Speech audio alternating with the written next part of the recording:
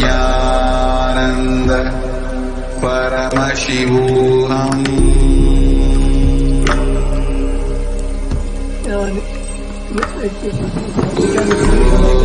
Nithyananda Paramashivoham.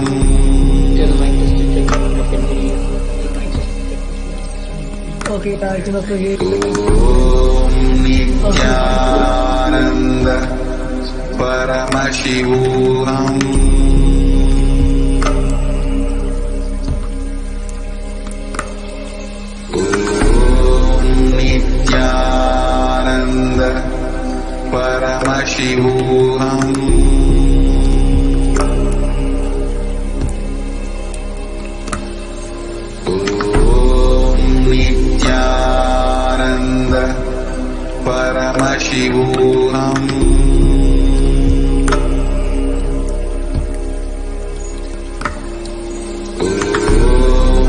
Nithyananda Paramashivoham.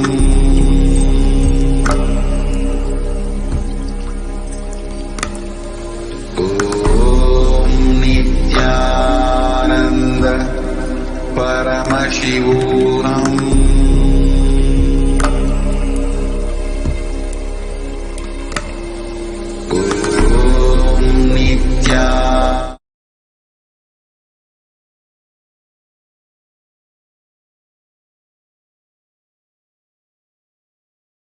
Just be alive for next 3 years. Don't die within next 3 years.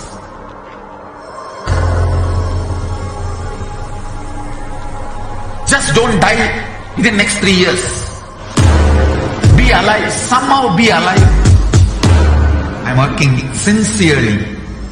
I will reach you somehow. Somehow I will reach you. It's my commitment to humanity.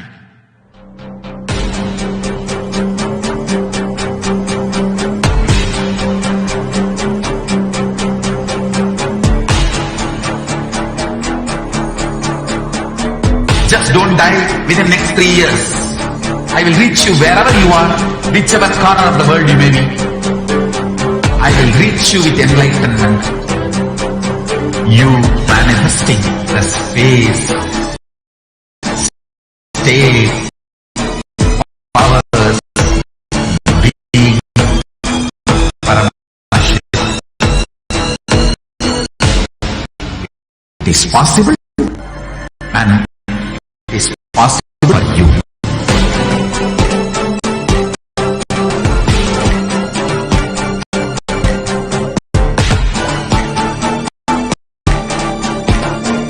Paramashivoham reach you with enlightenment science. I know he is going to the job.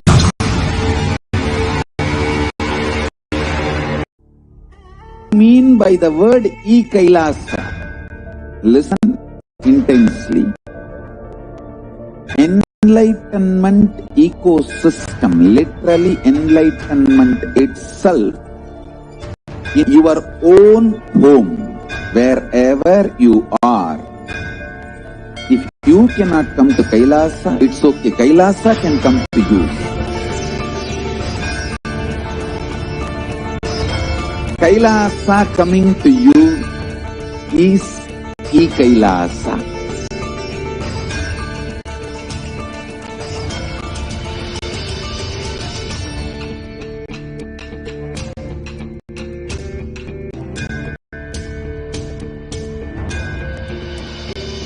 I will revive Hinduism. I am a Hindu revivalist, not by any revolution, but by evolution.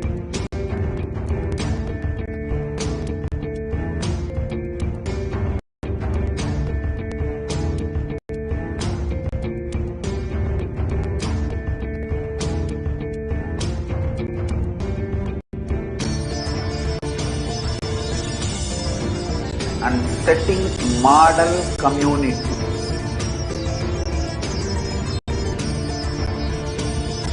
KAILASA, enlightenment ecosystems Sarvanya Peethas all over the world.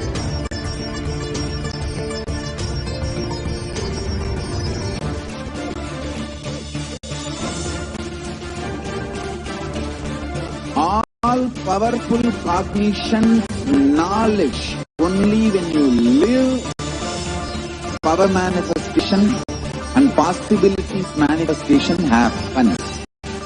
It's a fundamental truth.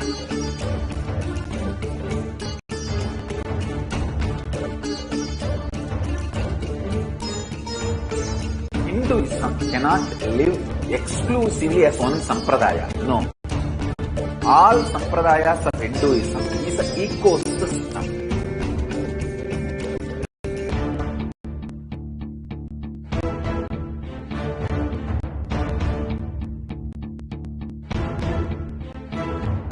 So don't keep quiet thinking that if one sampradaya is attacked, only that sampradaya is going to be affected.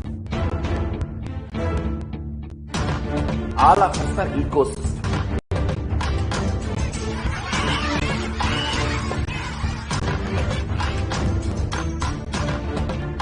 I invite all of you to get involved and enjoy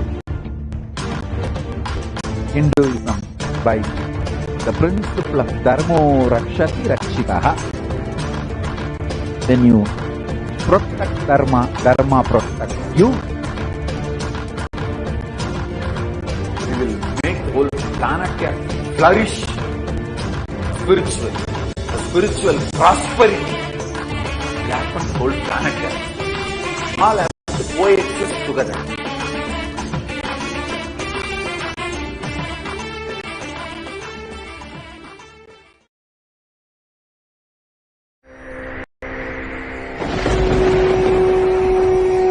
The ultimate divine descends in human body and expresses its extraordinary powers and experiences playfully. Sundareshwara is the embodiment of this statement. He is not Shiva as you understand, sitting in the Himalayas, frozen in the ice, in Samadhi. Sundareshwara is an artist with tremendous heart, ready to listen to human sufferings, ready to bend for human emotions.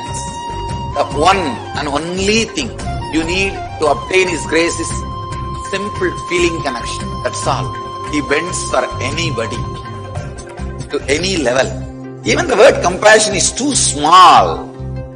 He is still available. Even now, He is there.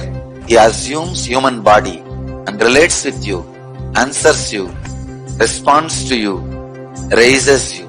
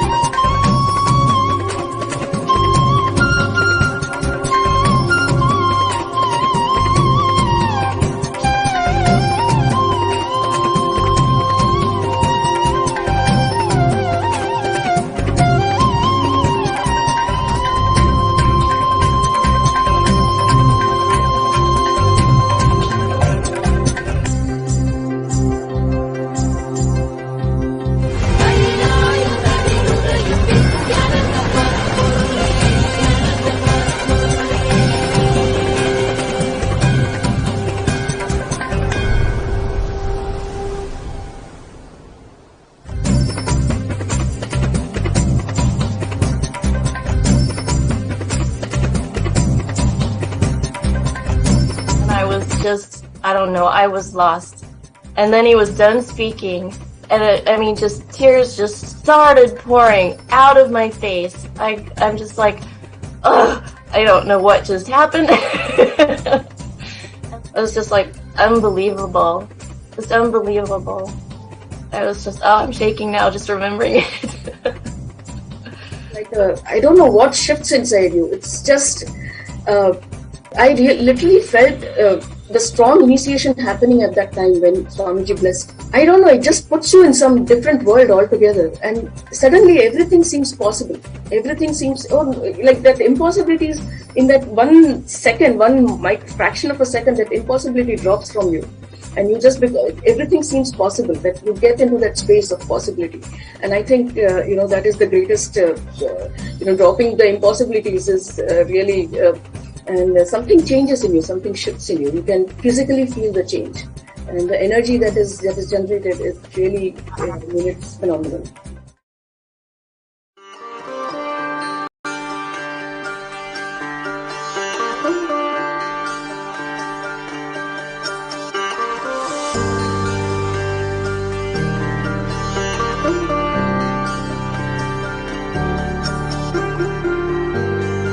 Kailasa, the good God country.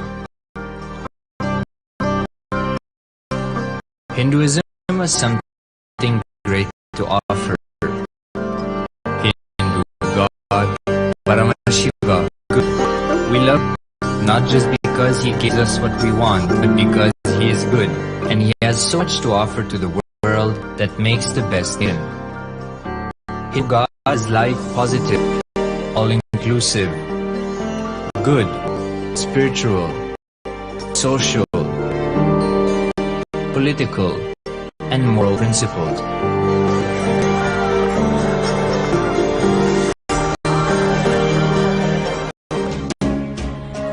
Hindu principles are getting solutions for all the major problems of humanity: resettlement, violence and lawfare, impoverishment, inequality, environmental, pandemic and biowar, disputes, feminist movement, women's rights, child rights, minority rights, linguistic rights, human rights.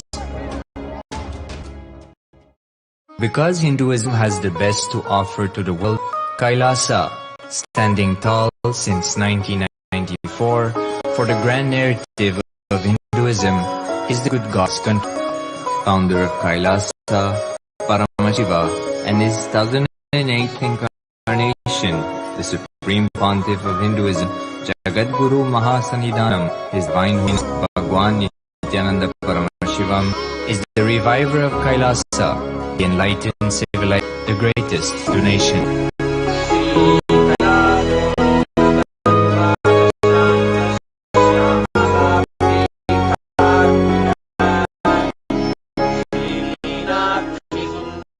His Divine Holiness was birthed by his enlightened masters, rishis, munis, siddhas, who predicted and recognized his Divine Holiness Bhagwan Nithyananda Paramashivam as an incarnation of Paramashiva, as per the science of incarnation described in Hinduism. From his first Chaturmasya at the age of 3 in the year 1980 until the age of 16 in the year 1994, the Supreme trained for the revival of KAILASA. Paramasukadam kevalam jnanamurtim dvandvatitam gagana sadrisham tattvamasyadilaksham ekam nityam vimalamachalam sarvadi sakshi bhutam bhavatitam trigunarahitam sadguruntam namami.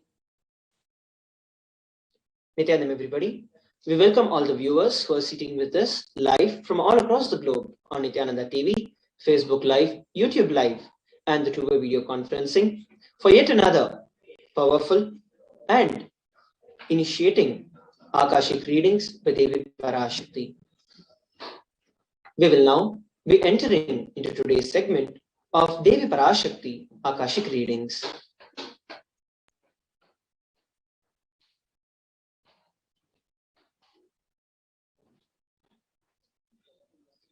Some of the important guidelines and the security measures. Ensure that there is no photography, video or audio recording done during any of the session. Be on mute and be on camera for those who are sitting with us live on two-way video conferencing.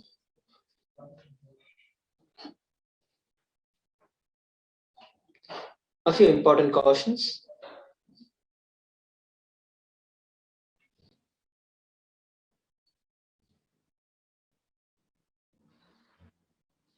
Parashakti Akashic readings. Manifesting through the Supreme Pontiff of Hinduism, Jagat Guru Mahasannidhanam, His Divine Holiness Bhagavan Nithyananda Paramashivam. We welcome all the Kailasa Vasis attending from the Kailasas monasteries, gurukuls, temples, ashrams, and centers from around the world. Welcome to all the Facebook, Instagram, in TV, Kailasa TV, Hinduism Now TV, Twitter, YouTube viewers, and all those blessed to have the Nayana Diksha, which is the two-way video conferencing, who are joining us for today's sacred spiritual program, the Devi Bhava Samadhi Darshan. So before we enter into today's segment, the first thing that I'd like to share with every one of you is that each and every one of us is a conscious miracle. What does that mean? Is it even possible? Has it worked before? We are going to experience these answers through powerful cognitions as referenced from the ancient Hindu texts that is revived by the Supreme Pontiff of Hinduism. My name is Sri Nithyananda, and I am one of the Acharyas today. Joining with me is Sri Sanathanananda Maharaj, who is also another Acharya, who will be taking us through this event and course today. Parashakti, the Divine Cosmic Mother. Devi, Parashakti, the Cosmic Mother. Devi, the ultimate pure feminine consciousness, the Cosmic Mother. She is the source Shakti. It is her cosmic womb, Brahmanda Yoni, from which billions and billions of universes come out and go in. Source from where the Big Bang and black holes go on. Parashakti is the main deity of the sacred feminine and the divine consort of Bhagavan Paramashiva, who is the primordial source of divinity of Hinduism. Next.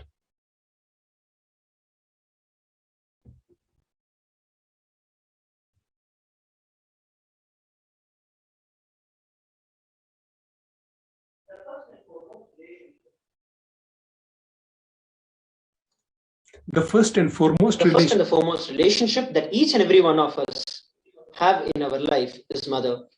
Whether it is the ability to learn and even the idea to start relates with the mother. How to relate starts with mother. Understand? Your idea to relate itself starts with mother.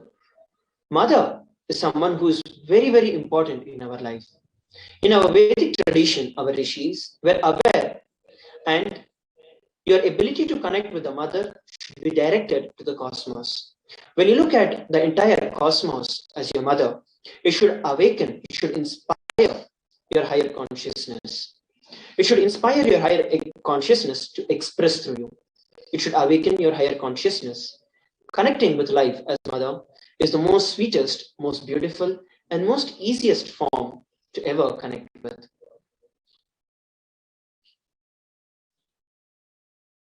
Today, out of his extreme compassion and love, the Supreme Pontiff of Hinduism is manifesting Devi Parashakti herself and gracing us, answering all our questions, attending to our prayers, giving boons, healing us, revealing our past, present, and future, delivering profound spiritual truths, and ultimately giving us the experience of Paramashivoham itself.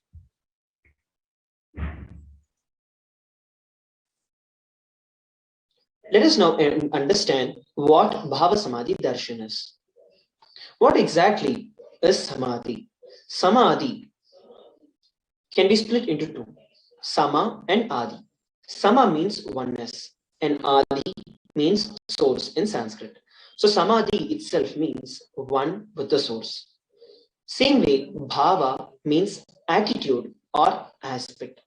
The Bhava Samadhi literally means being one with the source through this aspect. So whenever we have the Bhava Samadhi Darshan of an individual deity, of an individual god or goddess of Sri KAILASA, we are able to experience the oneness with the cosmos, with the source through that particular aspect or to that particular dimension.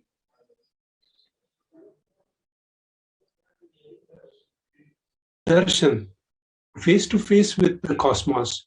Darshan means to have a glimpse of. In Vedic tradition, it is used to describe the moment we behold a deity in avatar a saint, or an enlightened being, as just seeing such a being can cleanse the karmas of lifetimes and create a deep, lasting transformation in the receiver. Darshan is the powerful superconscious vibration that is present around an avatar at all times. He simply radiates the darshan just as the sun continuously radiates light. The auspicious moment when the receiver is able to catch it becomes the moment of darshan for you, raising you to the next level of superconscious breakthrough, like hitting the reset button on your being.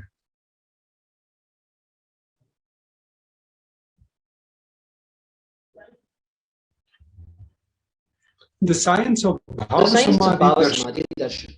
Now that we understand the basics of what exactly is Bhava Samadhi Darshan, let us understand how the Bhava Samadhi Darshan happens.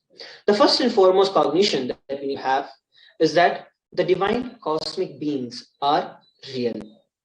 They manifest from Kailasa through the enlightened time-space zone, through the deities and incarnations. The divine cosmic beings manifest through Archavatara, which are the deities in temples.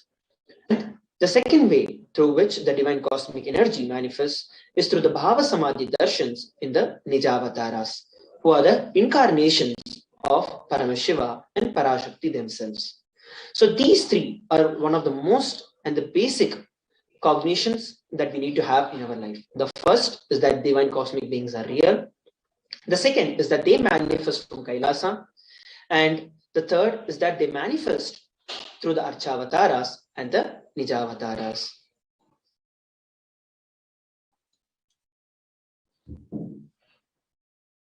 Bhava Samadhi Darshan is the science of Nijavatar manifesting Paramashiva, the consciousness. It is where the formless, the being of Paramashiva expresses through the Divya Sharira, light body, and manifests as Nijavatara, physical form, embodied form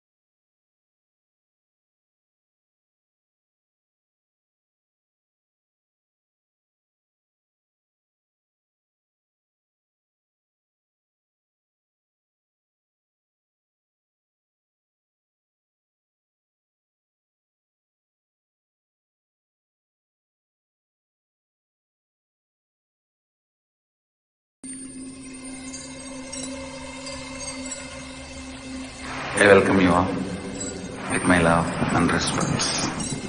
Let you all open all your three eyes. Om Nithyananda Paramashivoham.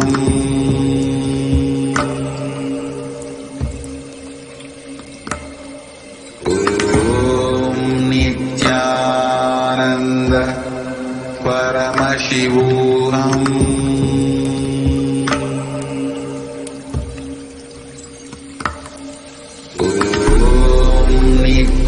Nithyananda Paramashivoham.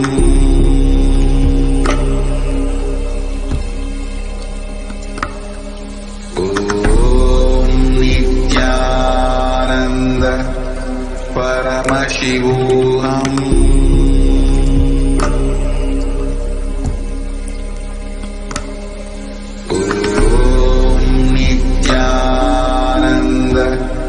Paramashivoham.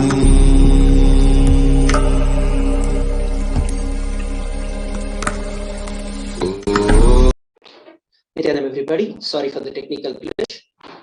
So here we are looking at some of the photos where the Supreme Pontiff of Hinduism, our beloved Swamiji, has been coronated as the 293rd Guru Mahasannidhanam of the Shamala Pita Sarvajnapitam. These are some more references. Once the Supreme Pontiff of Hinduism took upon the responsibility of the 293rd Pontiff, the Supreme Pontiff of Hinduism went over and was reviving the ancient kingdom of the Shamala Pita Sarvajnapitam at the age of 34 in 2012. Here, the Supreme Pontiff of Hinduism was also declared as a successor of the Arunachala Sarvajnapitam by the Guru Parampara at the age of 16. What we're looking at below is the Guru Parampara. Swami Yogi Yogananda Puri, followed by Isakki Swamigal, then Mata Vibhutananda Puri, and then our beloved Swamiji, the Supreme Pontiff of Hinduism. At the age of 21 in 1999, the Supreme Pontiff of Hinduism founded the mission, the Nithyananda Sangha, to revive Kailasa internationally when he was just 21 years of age.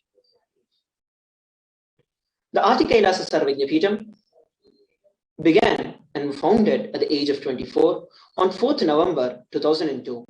The photographs that we are seeing here are the rituals that are done, that are performed by the Supreme Pontiff of Hinduism himself to start the mission back in 2002.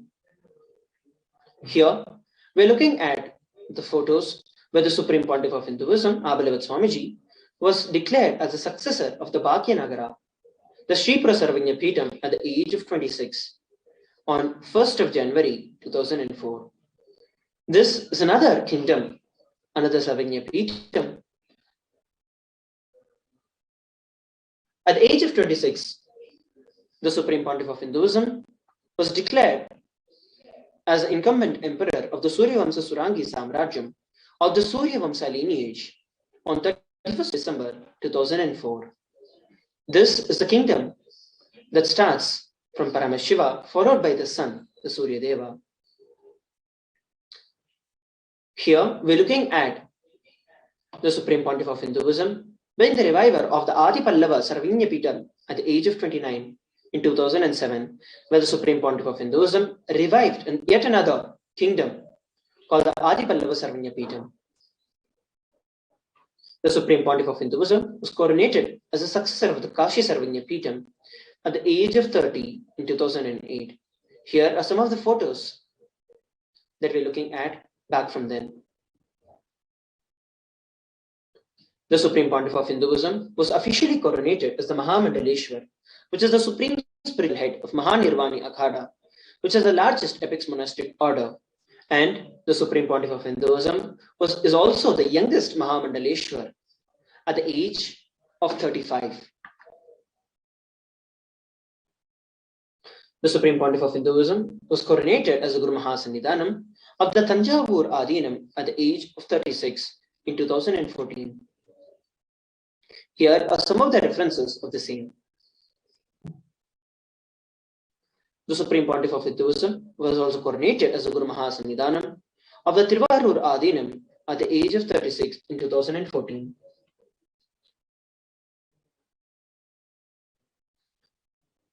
The Supreme Pontiff of Hinduism was also coronated as the Guru Mahasannidhanam of the Vedaranya Adinam at the age of 36. The Supreme Pontiff of Hinduism was coronated as the Guru Mahasannidhanam of the Dharmamukti Swargapuram Adinam at the age of 37 in 2015. The Supreme Pontiff of Hinduism was coronated as the Guru Mahasannidhanam of the Adi Pita Kolada Matha at the age of 37 in 2015. What we're looking at here are some of the photographs of the coronation of the Supreme Pontiff of Hinduism. The Supreme Pontiff of Hinduism was elected as the Supreme Pontiff of Hinduism by a congregation of over 1,000 Hindu pontiffs, which are the leaders, at the age of 36 in 2016.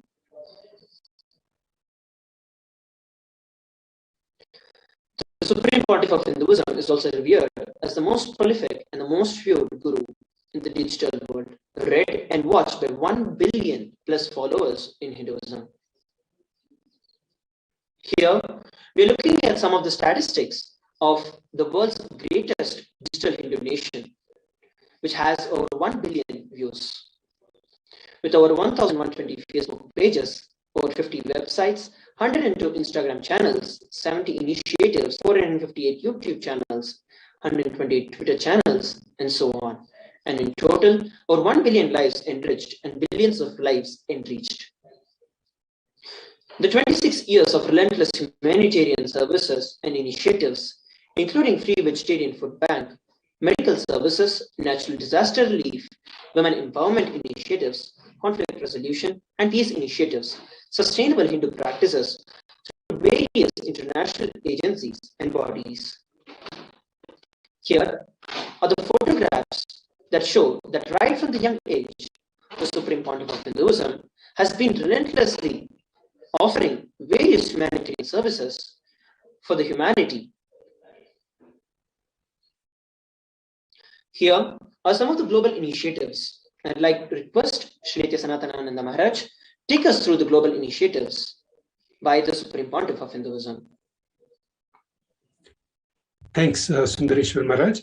Bhagwan Paramahansa Nithyananda authored 300 books, 10,000 articles in 3 languages, English, Tamil, and Sanskrit, translated into 50 languages with over 1,000 titles. English, French, Tamil, Spanish, wide variety of books. Next. Over 20 million copies of books and articles sold, read, and downloaded all across the globe. Established largest Hindu library with over 1 million books, 1 million palm leaf scriptures, and over 20 million digital books. These are some of the pictures of the palm leaves. Over 10,000 hours of discourses, over 1 billion views on social media. You'll see the details here. Respected as the commentator of all the sacred scriptures, such as the Upanishads, Bhagavad Gita, Shiva Sutras, Yoga Sutras, Ashtavakra Gita, Jain Sutras, etc. So you'll see the pictures where all across the globe, these honored as leader of Hinduism, the most awarded, internationally recognized Hindu leader.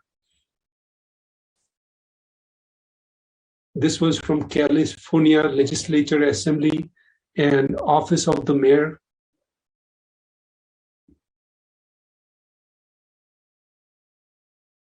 Acclaimed as one of the top 100 spiritually influential living personalities by Watkins Mind, Body, Spirit magazine.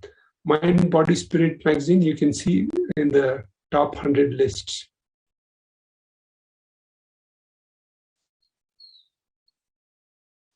The Supreme Pontiff of Hinduism is also the reviver of the sovereign order of Kailasa, led by the Supreme Pontiff of Hinduism, our beloved Swamiji, and the Nithyananda order of monks, nuns, and the Hindu diaspora, who are relentlessly working for global peace and to give us a conscious breakthrough to the entire humanity. As in the photographs down, the Supreme Pontiff of Hinduism has created an entire civilization of monks and nuns who work continuously to revive Hinduism. The Supreme Pontiff of Hinduism is also the establisher of the largest Hindu university in the world, with satellite campuses in over 150 countries, with regular activities, regular courses, and sessions conducted worldwide. The Supreme Pontiff of Hinduism is also the establisher of 1,000 plus Kailasa ecosystems from all across the globe. He is also the founder and the reviver of over 100 Sarvagya Peetams, which are various different monastic and temple complexes. Now that we understood about the Supreme Pontiff of Hinduism, a brief introduction to the Supreme Pontiff of Hinduism, let us understand the science of Diksha. The Sanskrit word Diksha is derived from the, which means to give, and Shi, which means to destroy ignorance. It loosely translates as initiation. The Diksha is nothing but the direct transfer of spiritual energy by an avatar through a look, a word, or a touch, which destroys the ignorance of an initiate or the disciple. This initiation triggers the possibility to create new and new groups and neurological pathways in the brain and can even alter the very gene expression. The science of Diksha.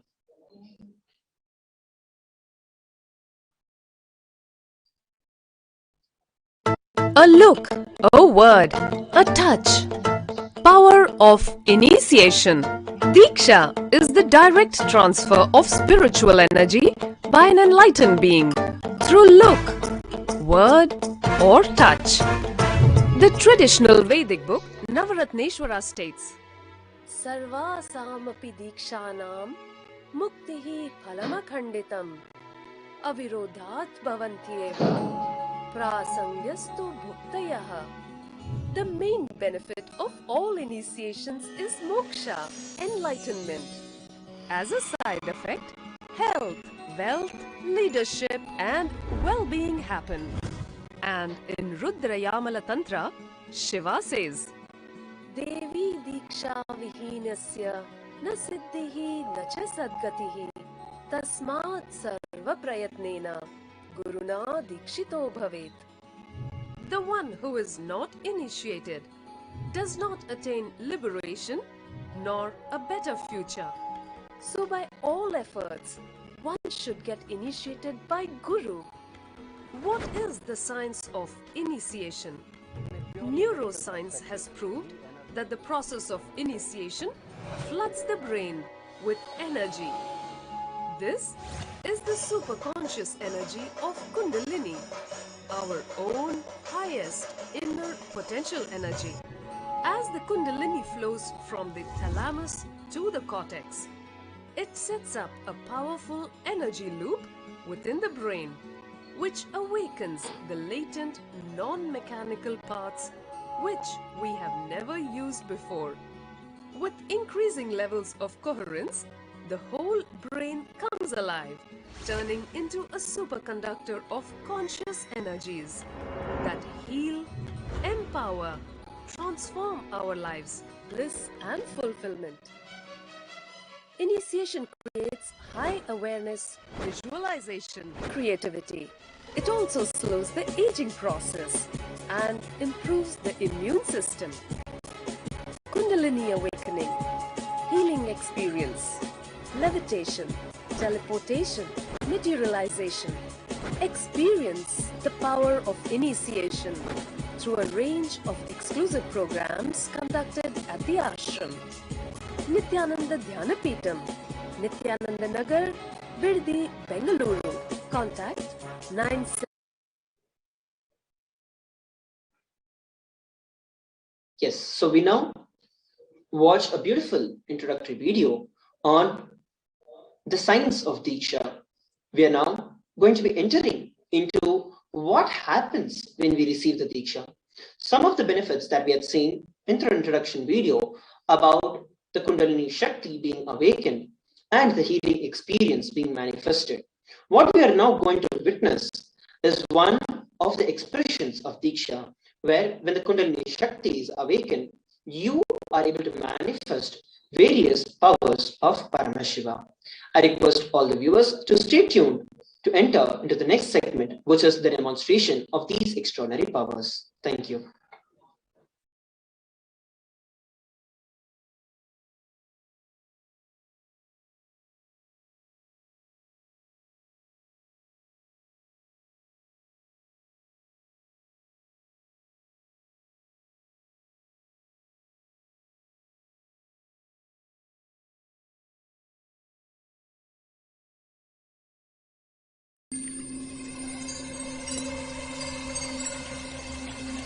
I welcome you all with my love and respect. Let you all open all your three eyes. Om Nithyananda Paramashivoham.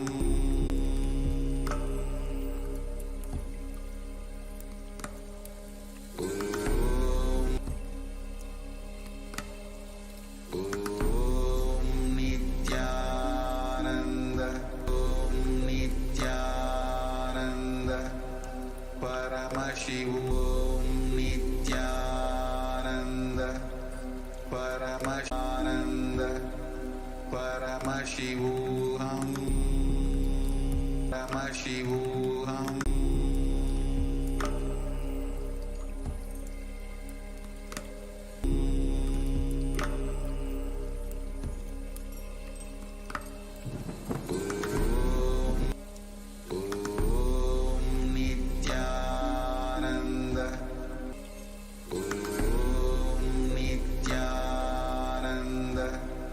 Paramashivoham Paramashivoham Paramashivoham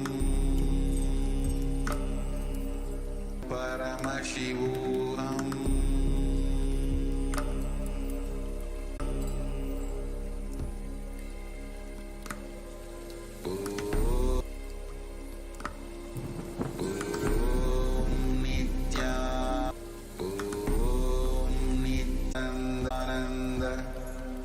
Paramashivoham.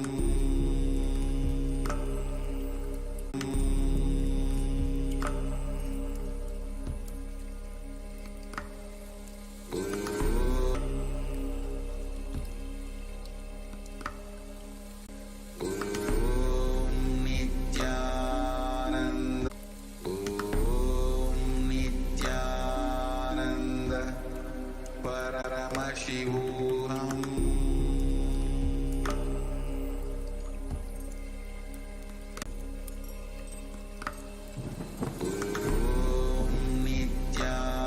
Nithyananda Paramashivoham.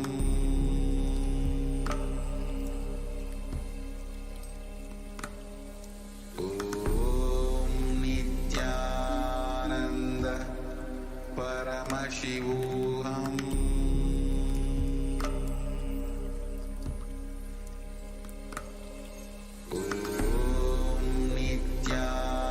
Nithyananda Paramashivoham.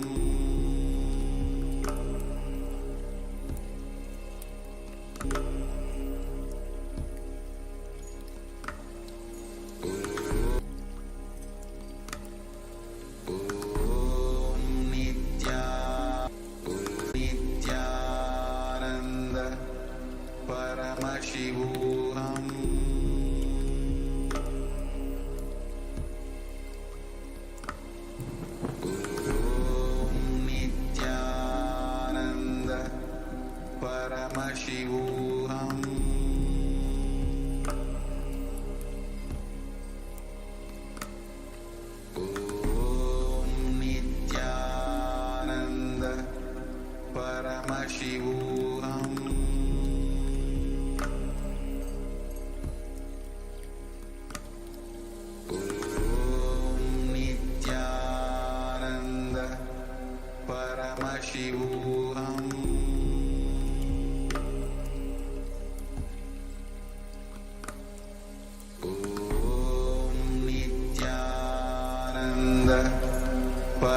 Paramashivoham.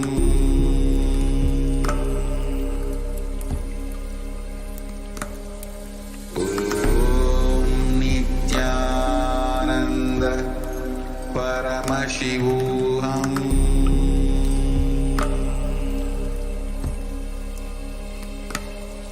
Om Nithyananda Paramashivoham.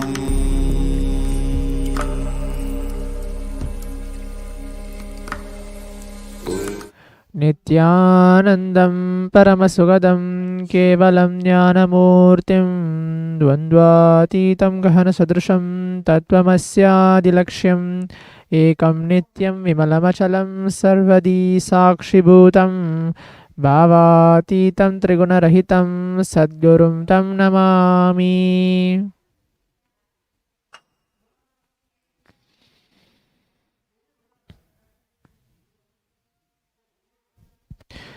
Nithyanandam, we welcome all the devotees and disciples who are watching us live from the YouTube Live and many other social media platforms for the Parashakti's Akashic reading. Today, as part of the Power Manifestation segment, manifesting the extraordinary Shaktis of Paramashiva and Parashakti, today we'll be going and looking into the demonstration of the powers, which is the third eye, seeing and reading with your eyes blindfolded. The Balasans, Nithyananda yogis, the initiated disciples of the Supreme Pontiff of Hinduism, will now be demonstrating the powers of third eye and sharing with all the experience and results of the extraordinary manifestation of the divine powers which is awakened in us through Diksha initiation. In today's Bhavasmaya Darshan, all of us will be receiving the initiation into third eye awakening and various the powers with the blessings and grace of the Supreme Pontiff of Hinduism. We will be manifesting the following powers, which is the third eye, seeing with your eyes blindfolded. Third eye is the cosmic browsing center, which is located between your brows, which upon initiation, one can effortlessly express powers and see through the third eye, just as you do with your two eyes. So what are Shaktis? In the Vedagamas, which are the source scriptures of Hinduism, Paramashiva reveals in elaborate detail that every human being is hardwired to be able to manifest 463 plus extraordinary Shaktis, the divine powers. Shaktis are described as system, method and science for human beings to explore the various possibilities and powers and have access to various states of consciousness. Shaktis manifest from the fundamental cognition that you are divine. You need to manifest divine, and not you are man, you need to reach divine. Now, what are the difference between Shaktis and Siddhis? Shaktis express from the space of enlightenment as a side effect of feeling connection with the divine and high integrity with the Guru. The Shaktis are the source of enlightenment, whereas Siddhis are powers that manifest from tapas or penance for enlightenment. Siddhis are on the path of enlightenment. The Shaktis of Paramashiva manifest through ordinary human beings in an extraordinary way after the initiation from the avatar. The Shaktis are permanent, whereas Siddhis are not permanent. Siddhis may divert you from the space of enlightenment. Paramashiva is a primordial divinity in Hinduism, the ultimate reality and cause, which is self-effulgent, Swayam Prakasha, all-pervading, unchanging beyond time, space, form and causality. As the fundamental base of Avyakta, the unmanifest, and Vyakta, the manifest existence, he performs the Panchakritya, which is the 5 cosmic acts of Shristi, creation, Sthiti, sovereign rulership and maintenance, Samhara, rejuvenation, through Baba, pulling out the delusion, Anugraha, which is a liberating grace for all living entities. The Supreme Pontiff of Hinduism, Jagadguru Mahasanidhanam, His Divine Holiness Bhagavan Nithyananda Paramashivam, is an 1008th living incarnation and representative of Paramashiva and the reviver of Kailasa, the ancient enlightened Hindu civilization nation, the great cosmic borderless Hindu nation. Ever since the beginning of the civilization, the Sanatana Hindu Dharma has been the cradle of enlightened beings in highly advanced science. It was where the science of enlightenment and powers, Shaktis, was lived and taught as a lifestyle. For the first time in modern day, the Supreme Pontiff of Hinduism is reviving these yogic sciences and transmitting it to the world at record-breaking pace never accomplished before. The knowledge and science of manifesting these Shaktis are passed down from one generation to the next through Diksha initiation with the enlightened Gurus. Supreme Pontiff of Hinduism, being recognized as an incarnation at very young age, was trained and taught these sciences to revive the initiation and knowledge repositories for billions to manifest the science of power manifestation from the disciplines of Vedanta, Tantra and Sri Vidya, Yoga and Yogic powers, Mantra Shastra, Siddha Vidya, Science of Aushadha, Advaita and Bhakti Yoga, Paramashivoham and Paramashivoham. So, how to awaken the divine Shaktis in us? Every ultimate truth, which is jnana, mapped into your consciousness, prajna, manifests as a possibility and power of every being, prajnana. So now, let us watch the short video of what is Diksha, the initiation getting transmitted from the avatar to the disciple. Diksha is the direct transfer of spiritual energy by an enlightened being through look, word, or touch. The traditional Vedic book Navaratneshwara states, Sarvasamapi dikshanam muktihi phalamakhanditam avirodhat bhavantyeva prasangyastu bhuktayah. The main benefit of all initiations is moksha, enlightenment. As a side effect, health, wealth, leadership, and well-being happen. And in Rudrayamala Tantra, Shiva says, Devi diksha vihinasya na siddhihi na cha sadgatihi tasmat sarva prayatnena guruna dikshito bhavet. The one who is not initiated does not attain liberation nor a better future. So by all efforts, one should get initiated by Guru. What is the science of initiation? Neuroscience has proved that the process of initiation floods the brain with energy. This is the superconscious energy of Kundalini, our own highest inner potential energy. As the Kundalini flows from the thalamus to the cortex, it sets up a powerful energy loop within the brain, which awakens the latent non-mechanical parts which we have never used before. With increasing levels of coherence, the whole brain comes alive, turning into a superconductor of conscious energies that heal, empower, transform our lives, bliss and fulfillment. Initiation creates high awareness, visualization, creativity. It also slows the aging process and improves the immune system. Kundalini awakening, healing experience, levitation, teleportation, materialization. Experience the power of initiation through a range of exclusive programs conducted at the ashram. Nithyananda Dhyanapitham, Nithyananda Nagar, Birdi, Bengaluru. Contact 9742203. The science of power manifestation is authenticated through four aspects of evidence, or which are called pramana. The Shastra Pramana, which are the eternal unchangeable truths which is revealed in the source scriptures. Apta Pramana, which are the experience and results of Aptas or authorities of Hinduism, the Vedic rishis and scientists who have time tested and verified the science. Atma Pramana, which are the account of the supreme point of Hinduism, Bhagavan Nithyananda Paramashivam, this millennium's avatar, personal experience of power manifestation. Praktiksha Pramana, which are called the empirical evidence from observation and scientific experimentation. Vedas are the ultimate superior authorities for Hindus. Vedas are the pure science where the ultimate truths are explained. Agamas are the scriptures where the applied technology, the applied science is expanded. Vedas and Agamas, which are called the Vedagamas, are given the status of Shruti as they are directly revealed by Paramashiva himself. They are the ultimate, eternal, unchangeable truths. A reference cited from the Shastra source scriptures is called Shastra Pramana. Let us get ready to witness a very unique and exciting demonstration of the power of third eye.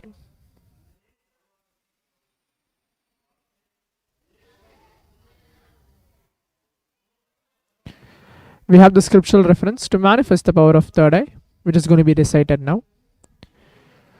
Kapala antarmano nyasya tishtanmili talochanaha Kramena manaso dardyad lakshayed lakshamuttamam.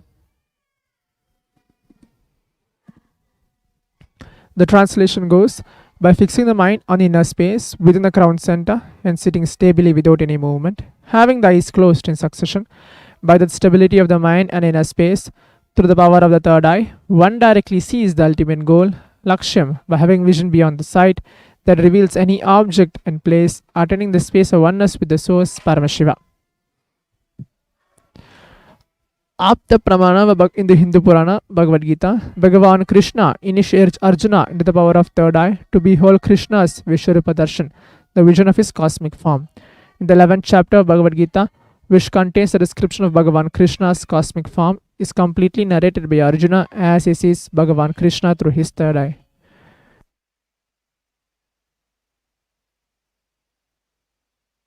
Atma Pramana, which is Swamiji's own words, the first experience that I was able to see everything around me, above me, the whole 360 degrees, 10 directions, below me, everything I realized, not only was able to see, I was able to feel, experience all of that as me. Pratyaksha Pramana, which are called the study measures and comparative metabolic cell activity of the brain in conscious and meditative states. When you are doing daily activities, high activity is measured in the brain where the third eye is located. When you are in the deep samadhi state, only the third eye region is active and almost 90% of the brain is rest at peace. Sakshi Pramana, which is this rare sacred science of third eye awakening, is being made available to the humanity for the ultimate enrichment and conscious evolution by Supreme Pontiff of Hinduism, Bhagavan Nithyananda Paramashivam. Swamiji embodies the most profound yogic state that surpasses all bounds of time, space and matter. Swamiji is gifting this pure great science of third eye awakening along with many other spiritual sciences through initiation, Diksha. Millions of people have been initiated by Supreme Pontiff of Hinduism and are experiencing the profound results as extraordinary powers in their everyday life.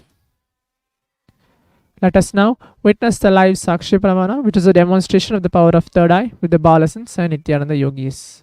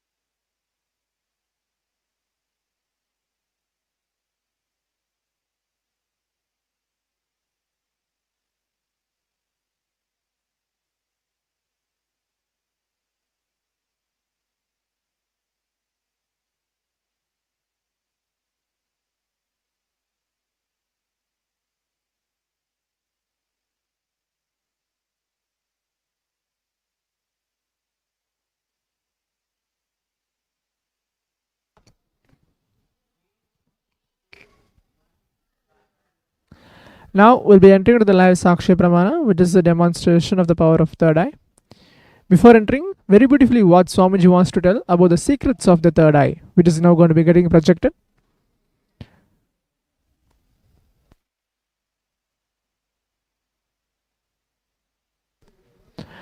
First thing I want to tell you is third eye can be opened. Second thing, for the sake of God, please open it.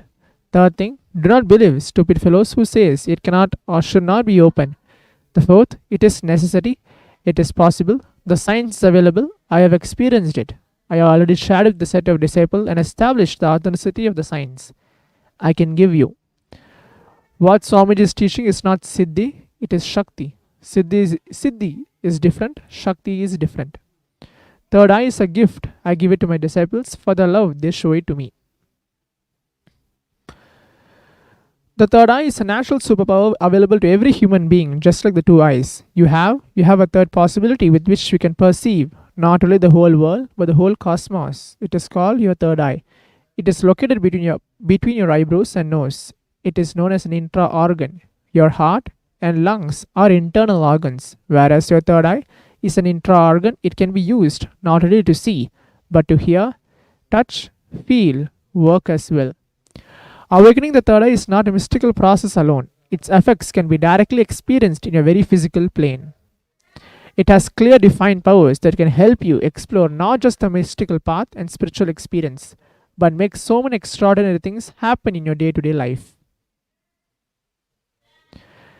Third eye is an intra-organ, a subtle or non-physical organ that all human beings possess. It is called the third eye because the moment it is activated, you'll be able to see without and beyond your two physical eyes, blindfolded reading or reading without the need of the two eyes.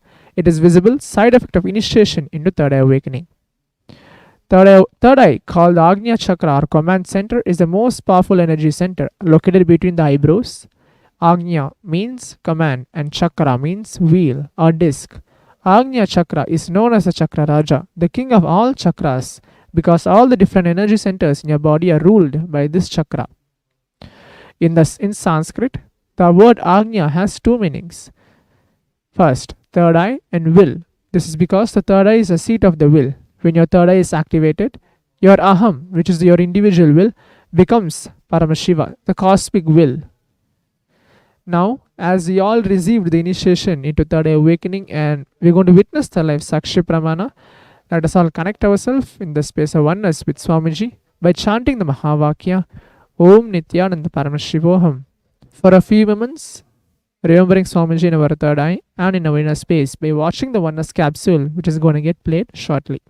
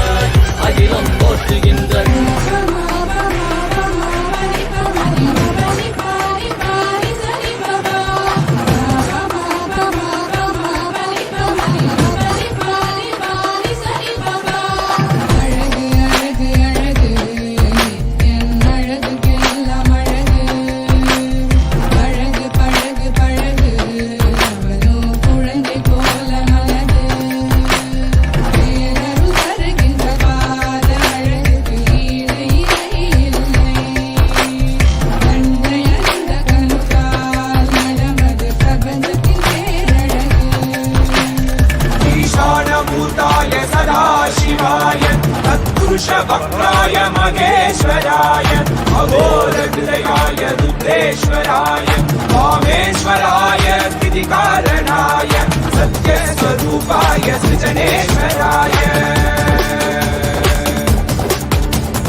स्वागतं स्वागतं स्वामिन् ते स्वागतम् अस्माकं हृदये भोः स्वागतं ते स्वागतं स्वागतं स्वामिन् ते स्वागतम् अस्माकं हृदये भोः स्वागतं ते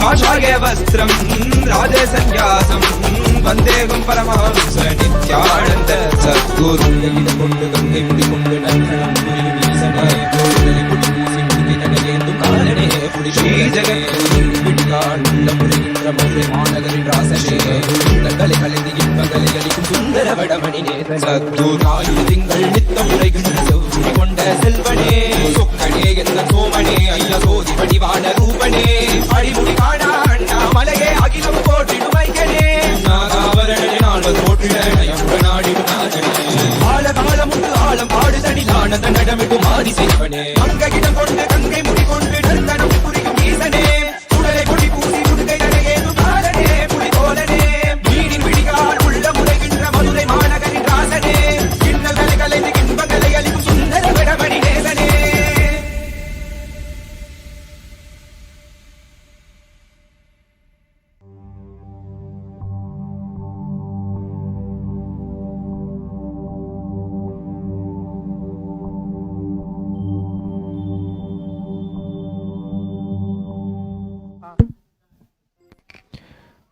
So now, as we watch the oneness capsule, we will be entering to the power manifestation demonstration, chanting the Mahavakya, remembering Swamiji in our third eye, having the simple cognition, Paramashiva is real, the simple obedience to the Master.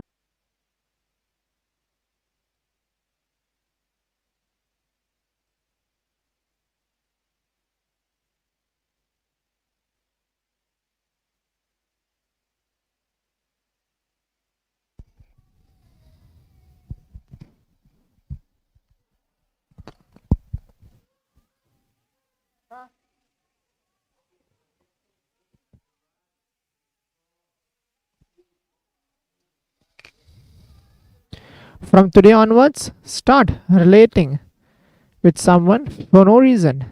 There should be no monetary or physical benefit from the relationships.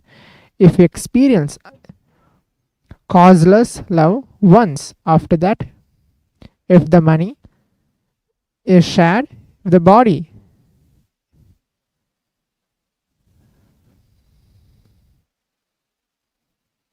the quality is totally different. I am not against money or against anything. I am not against the physical relationships, but if it becomes the center of your life, you are missing something very important, center of your being. I am reminded of a small story. There was a blind girl who hated herself because she was blind. She hated everyone except her boyfriend.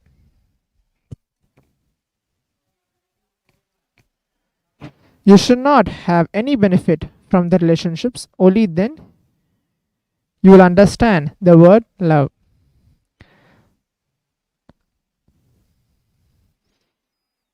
The girl told her boyfriend that if she could only see the world, she would marry him.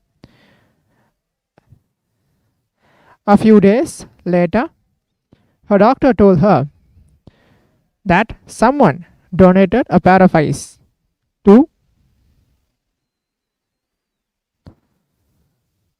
her. She underwent the surgery and she opened her eyes to see everything, including her boyfriend. Her boyfriend asked her, "Now that you can see, will you marry me?" The girl was shocked when she saw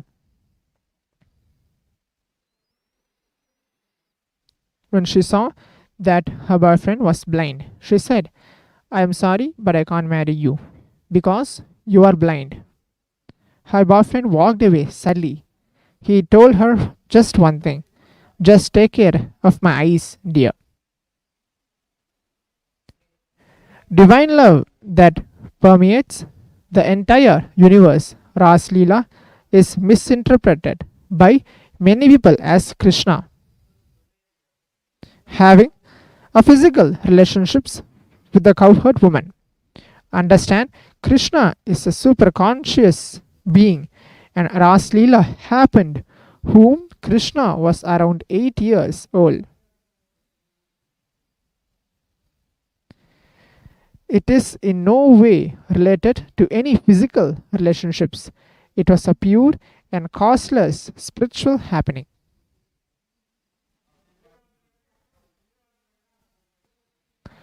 Often what we believe is love is actually related to time and space. So long is the distance between the large and the time. They get closer and spend more time together.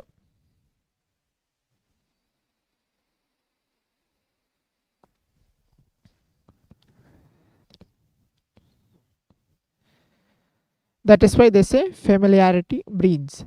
Contemplate on it. Familiarity can also convert love into hatred. To transcend both love and hatred, we first need to drop expectations. Expectation is the first enemy of love.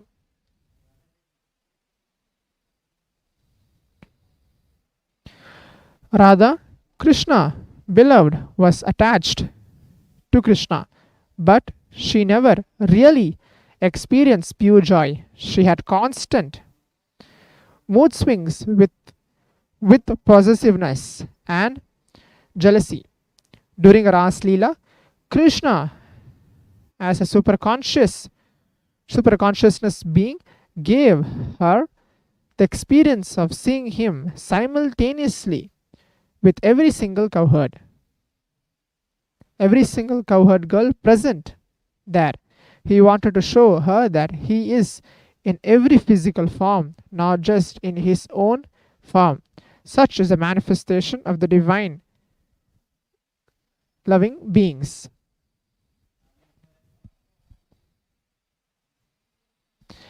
So now, as we have manifested this power, the last thing which Swamiji wanted to conclude before telling is, I will make the third eye more common than the two eyes, where you can see the post which is getting projected. That once you manifest this power of third eye, not alone you'll be able to read, but you'll be able to manifest other power. Your reality can be just manifested as simple as possible. Now, as we chanted the Mahavakya, remembering Swamiji in our third eye, where Swamiji in this multiple post where he explained what is love and how to experience the true love, how Krishna himself experienced and gave the same experience to every single person, and Swamiji himself is the embodiment of Krishna and all the gods and goddesses here to shower us upon all the love and blessings to have and achieve the space of enlightenment. So with this, we come to the conclusion of today's power manifestation segment, manifesting the powers of Paramashiva, experiencing the oneness with ourselves, with Swamiji, to manifest any reality we want. By the end of today's Parashakti's Akashic reading session, we'll be having the same session of guided power manifestation, step by step, to lead you to manifest the power of Paramashiva. This is just a glimpse of manifesting the third eye, reading and seeing with your eyes blindfolded. Stay tuned for the next session after the short break. Thank you, Nithyananda. Om Nithyananda Paramashivoham.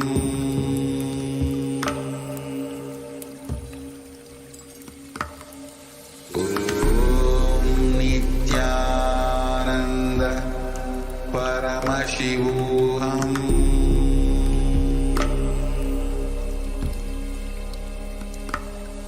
Om Nithyananda Paramashivoham.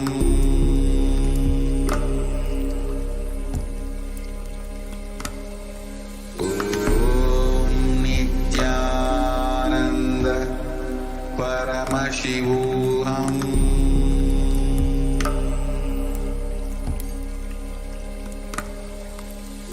Om Nithyananda Paramashivoham.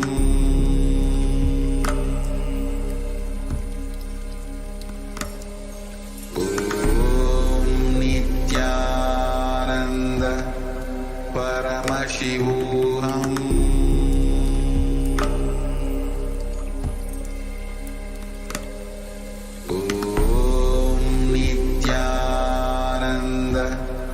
Paramashivoham.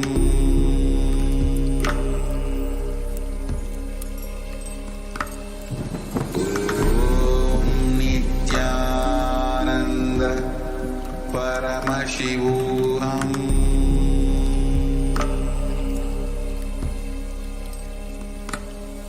Om Nithyananda Paramashivoham.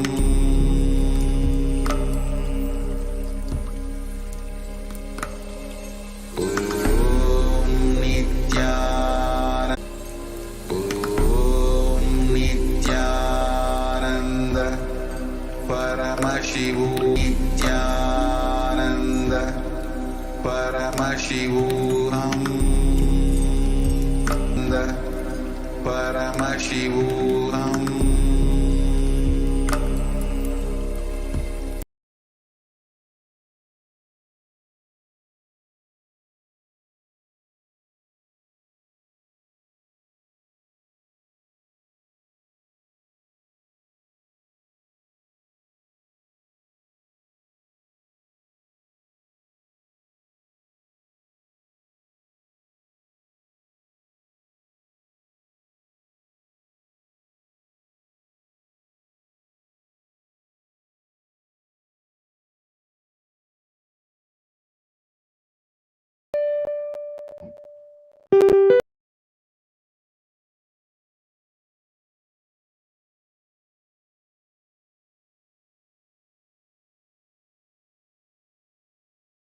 Ananda Paramashivoham.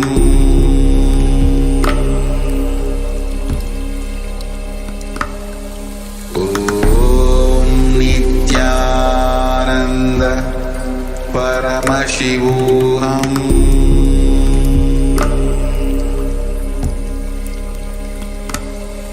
Om Nithyananda Paramashivoham.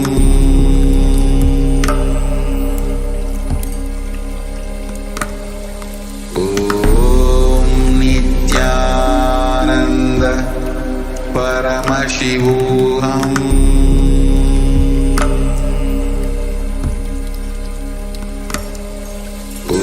Om Nithyananda Paramashivoham. Om Nithyananda Paramashivoham.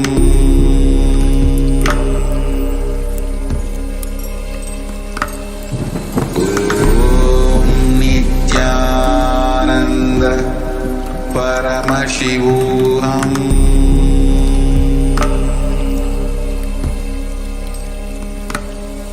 Om Nithyananda Paramashivoham.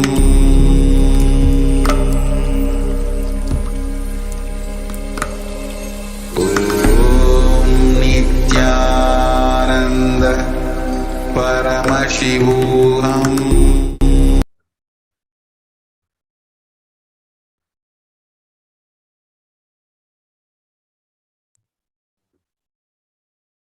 Yes, Nithyananda.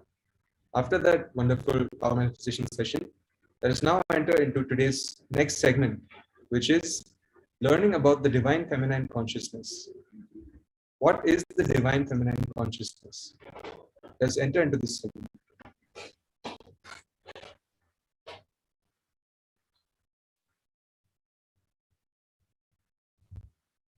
Yes, here we have the Dhyana Shloka of Devi Parashakti. Satyanarayana Maharaj, you can go ahead and read out the translation. Yes. So here the translation goes that I move with the Rudras and also with the Vasus. I wander with the Adityas and the Vishwadevas.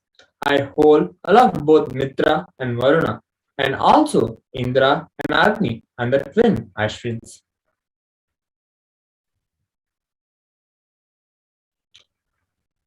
And here I uphold and cherish the Soma, the exuberant plant that is pressed out for the delight of the gods.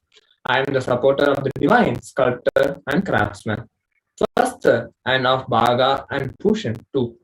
I am the giver of the fruits of the sacrifices and grant the wealth of oblation to the mindful institutor of sacrifice and to the performer of Soma sacrifice. Yes, so that is Devi Parashakti's Dhyana Shloka, how she describes herself, how she wants us, her devotees, to meditate on her form and her qualities. So we just read out the translation which described some of her qualities. And Devi Parashakti is the embodiment of all energies. She describes herself. She says, I am the ruling queen, the authority and amasser of treasures, full of wisdom, first of those who are worthy of worship through yajna, fire and sacrifice. It is me the Devas have installed in many places, in many directions, and with many homes for me to enter and abide in. And it is by my power and through me alone that one eats, sees, breathes, and hears the spoken word. He is not aware of me, yet he dwells in me alone. Listen with concentration, O those who can hear, for I tell you what is trustworthy. Hear one and all the truth as I declare it.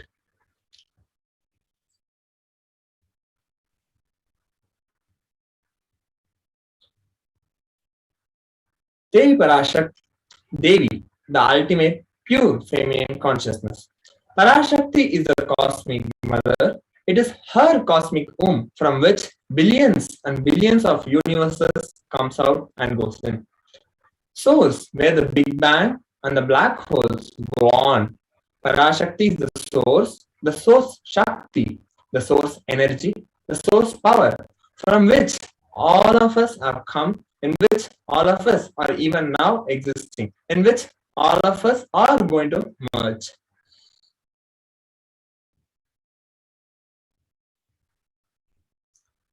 So Devi is described by Paramashiva in Kamikagama and expanded by a great saint called Tirumular as Bhuvanai Brahmanda Yoni. Bhuvanai means the goddess of the whole universe is called Bhuvanai. Bhuvaneshwari is called Bhuvanai, and her Brahmanda Yoni, cosmic womb, from which all of us come out, in which all of us will go back. So this represents that whole energy.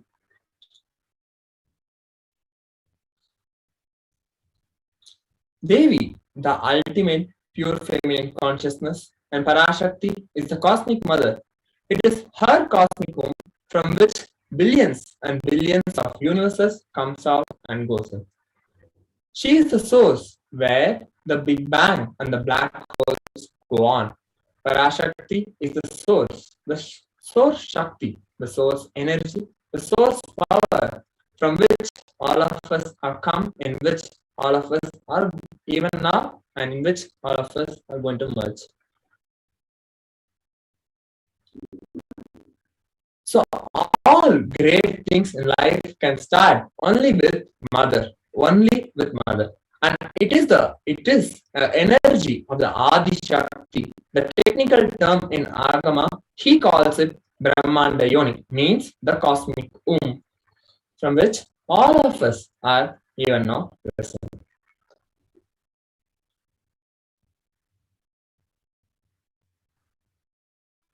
So out of her extreme love and compassion, Parashakti herself is manifesting to the embodied form as the Nijavatar of Supreme Pontiff of Hinduism, Jagadguru Mahasannidhanam, His Divine Holiness Nithyananda Paramashivam, gracing us and answering all our questions, attending to our prayers, giving boons, healing us, revealing our past, present, and future, and delivering profound spiritual truths, and ultimately giving us the experience of Paramashivoham itself. So let us analyze the words of Parashakti herself, what she has conveyed through His Divine Holiness. Take the Atmalinga, keep in your Sahasrara Chakra, and meditate on the Navagrahas, who are the manifestation of Paramashakti. Parameshwari herself. Connect yourself with Navagrahas now. All the grievances will leave. The powers of Navagrahas will get manifested. In the form of the sound of this Navagraha Sukta, Annai Parameshwari Parashakti Paramashakti, Navagraha Nayagi will manifest in all of you, from the great grace of Navagrahas to overflow in all of you. She will only do good grace. I am bestowing with good grace, overflowing in Shomaya, Mother, Parashakti in the form of Navagrahas, overflowing as the great grace that does good to the world, doing good to all of you, destroying all bad. Mother, I am bestowing with great grace as Sarva Mangala Mai, as Sarva Mangala Surupini, clearing all Graha doshas, entering your being in the form of Navagraha Sukta, doing all goodness, freeing all of you from Maya and Pralaya. I am giving goodness. I am bestowing with Jnana Shakti. Navagraha Suktam Avadare. Yes, so we saw how Devi Parashakti has described herself, who Devi Parashakti is, and how. Now let's see how we can receive Devi Parashakti. The Supreme Pontiff of Hinduism says that in these Parashakti Akashic readings, literally you are seeing Paramashiva and Parashakti at that moment. She is there in your screen, so always receive her very traditionally. So the Supreme Pontiff of Hinduism, Bhagavan Sri Nithyananda Paramashivam, he recommends us to prepare ourselves for these Parashakti Akashic readings, even though we may not be physically present in front of her. The very fact that she appears on our screen means that she is actually there. And he recommends us to receive her in the most traditional fashion, as if we would if she were physically present right in front of us. So we should keep 2 betel leaves, 1 banana, a betel nut, and 1 coin in front of the screen. We should watch Devi Parashakti with all these items laid out in front of us. The coin is considered a traditional dakshina in Hindu tradition. It can be even the lowest value. For example, in India, it can even be of a 1 paisa or a 1 rupee coin. In the United States, it can be even a single cent coin, a penny. But the Swamiji says that we are not trying to monetize the Devi Parashakti readings. It's just the sacred sentiment of keeping even 1 cent. Even that is okay. So if we have darshan for 100 days of Devi Parashakti, it will add up to $1. In India, even 1 paise is okay. So in this manner, we should receive Devi Parashakti in the most traditional way possible, with all these items, like the puja items of betel leaf, banana, betel nut, and a coin, which is a token of our gratitude for receiving Devi Parashakti. So once we offer these items to Devi Parashakti, after the darshan is over, we can offer our respects to Devi Parashakti, offer our worship, do the namaskar, and eat the banana, betel leaf, and the betel nut as a prasadam immediately after the darshans. And we can take these coins and send it to the Nithyananda Paramashiva Devalayam in Los Angeles, California, United States. The Supreme Pontiff of Hinduism says that the betel leaf, betel nut, and the single coin, they may look small items, not very meaningful, but in a few days after we follow these rituals, we will see that it adds so much to our sentiment that Devi Parashakti is actually there. It's not just a screen that we're watching digitally. And we won't ever take Devi Parashakti's darshan for granted if we follow these rituals. These rituals will break our monotonous, unconscious mentality and lifestyle and remind us to raise ourselves to the powerful cognition that Devi Parashakti literally manifests right in front of us. And thus we can break our unconscious behavior. So here we can see an image of the items that are recommended. A coin of any denomination of your own locality, betel nut and betel leaves, and a banana. So let us now learn about the manifestation of Parashakti in the Akashic readings. In the Guru Paduka Stotram composed by Adi Shankaracharya, the first verse describes the Guru Padukas, the sacred feet of the Guru. It says, the Guru Paduka is the board that helps us cross the Ananta Samsara Samudra, the seemingly endless ocean of samsara or suffering. The verse goes as, Ananta Samsara Samudra Tara, Naukavitabhyam, Guru Bhakti Dabhyam, Vairagya Samrajya Pujabhyam, Namo Namah Shri Guru Padukabhyam. The translation goes, salutations to the sandals of my Guru, which is a board which helps me cross the endless ocean of life, which endows me with a sense of devotion to my Guru, and by worship of which I attain the dominion of renunciation. So sailing through the Pralaya. Many of us feel stuck in the same stormy and raging ocean, being unable to navigate ourselves and lost in the overwhelming vastness of the suffering that surrounds us during the Pralaya, the great deluge, our loved ones dying due to the pandemic, our homes being destroyed due to the natural disasters, social institutions crumbling, and the whole humanity is in a desperate and dire need of hope. So at this point of time where the humanity needs avatar, someone to lift themselves up, where they don't know what to do sitting in their houses, at this time we can really see the compassion of the avatar, where it is at this time that the Supreme Pontiff of Hinduism, incarnation of cosmic superconsciousness, out of his love and compassion, having taken the spiritual responsibility for the superconscious breakthrough of the whole humanity, is manifesting Devi Parashakti, the cosmic mother, and guiding and healing the whole world as literally the boat that sails us through the Pralaya, the cosmic deluge. So Devi Parashakti is herself manifesting through the Nijavatara, Supreme Pontiff of Hinduism, His Divine Holiness Nithyananda Paramashivam, and answering each of our prayers, granting boons, healing us, manifesting miracles, removing all our pain and suffering. And Devi has not just attended to us individually, but also humanity at large.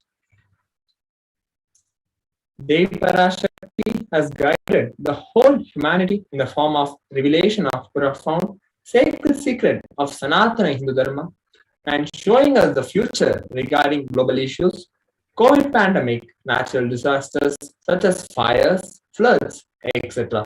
And even the twisted human conspiracies and underground wars which have not surfaced to common knowledge as yet. So this segment will be elaborating on the statistical, scientific, and scriptural references of each sacred revelation and guidance emerged from Devi Parashakti herself, especially on how people are feeling stuck across the globe in every walk of their life and how meditating on Navagrahas is the solution to get out of feeling stuck in life.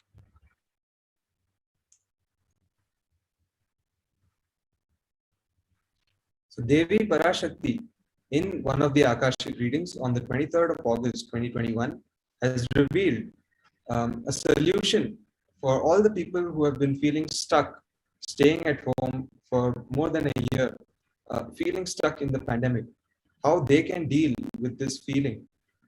Devi Parashakti revealed directly through a video. Let us now watch that video and see what she has said.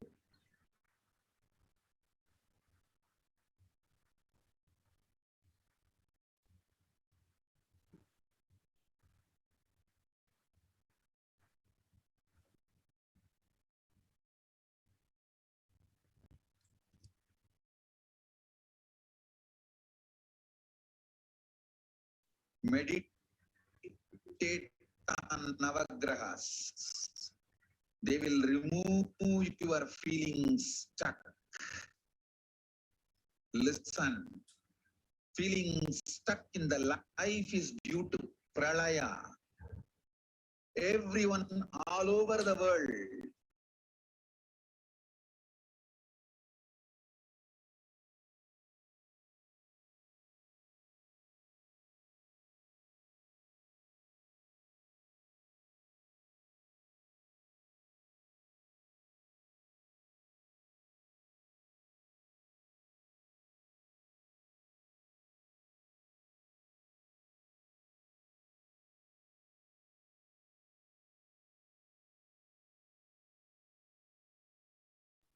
Yes, now that we heard the direct words of the Parashakti Akashic, let us now have another look at what she said. People are feeling stuck, whether in health, wealth, career, life, relationships, spirituality, power manifestation. Wherever we are feeling stuck, it is because of the pralaya. The pralaya is a cosmological happening in Hinduism, which has actually started almost 2 years ago in 2020. And it has given rise to a lot of manifestations like the COVID pandemic, a lot of natural disasters. And it has also had an adverse effect on people's lives, on their consciousness, on their minds. And this pralaya has made a lot of people fall into delusion, looking into the wrong direction, making them feel stuck. And Devi Parashakti has revealed that the way to break free from this delusion, to get out of this pattern of being stuck, is to connect with the Navagrahas, which are the 9 planets, the deities of the 9 planets as per Hinduism. And once we connect and pray to the Navagrahas, we will be free from these sufferings and the feelings of insecurity, of feeling stuck. The exact words of Devi Parashakti were, meditate on the Navagrahas. They will remove your feeling stuck. Listen, feeling stuck in life is due to the pralaya. Everyone all over the world is feeling stuck in life. Meditate on Navagrahas. Connect with Navagrahas. Pray to Navagrahas. You will be free from this suffering of feeling stuck and insecurity. Everyone connected sitting with us all over the world. Listen, I am seeing continuously everywhere people feeling stuck, whether in the health or wealth, career, life, relationships, spirituality, power manifestation. Wherever you are stuck, it is because of the pralaya. The pralaya gives you delusion, wrong direction, makes you feel stuck. This pralaya will make you feel your very room like a prison. The power of this pralaya will break your mind, crush your being to the extent that you will start feeling your very room like a prison. The only way to destroy this, connecting with Navagrahas, meditating on Navagrahas, and be connected to the Navagraha Nayagi Parameshwari. Take the Atmalinga, keep in your Sahasrara Chakra, and meditate on the Navagrahas who are the manifestation of Paramashakti Parameshwari. Connect yourself with the Navagrahas now. All the grievances will leave. The powers of Navagrahas will get manifested in the form of the sound of this Navagraha Sukta.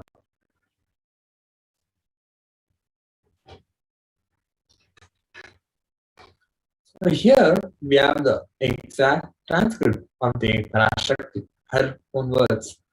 Annai, Parameshwari, Parashakti, Paramashakti, Navagraha Nayagi will manifest in all of you for the great grace of Navagrahas to overflow in all of you. She will do good grace. I am bestowing with good grace, overflowing in Shivamaya, Mother Parashakti in the form of Navagrahas, overflowing as the great grace that does good to the world, doing good to all of you. Destroyed grace as Sarva Mangalamai, as Sarva Mangala Surupini, clearing all Graha doshas, entering your being in the form of Navagraha Sukta, doing all goodness, freeing all of you from Maya and Pralaya. I am giving goodness and I am bestowing the Jnana Shakti.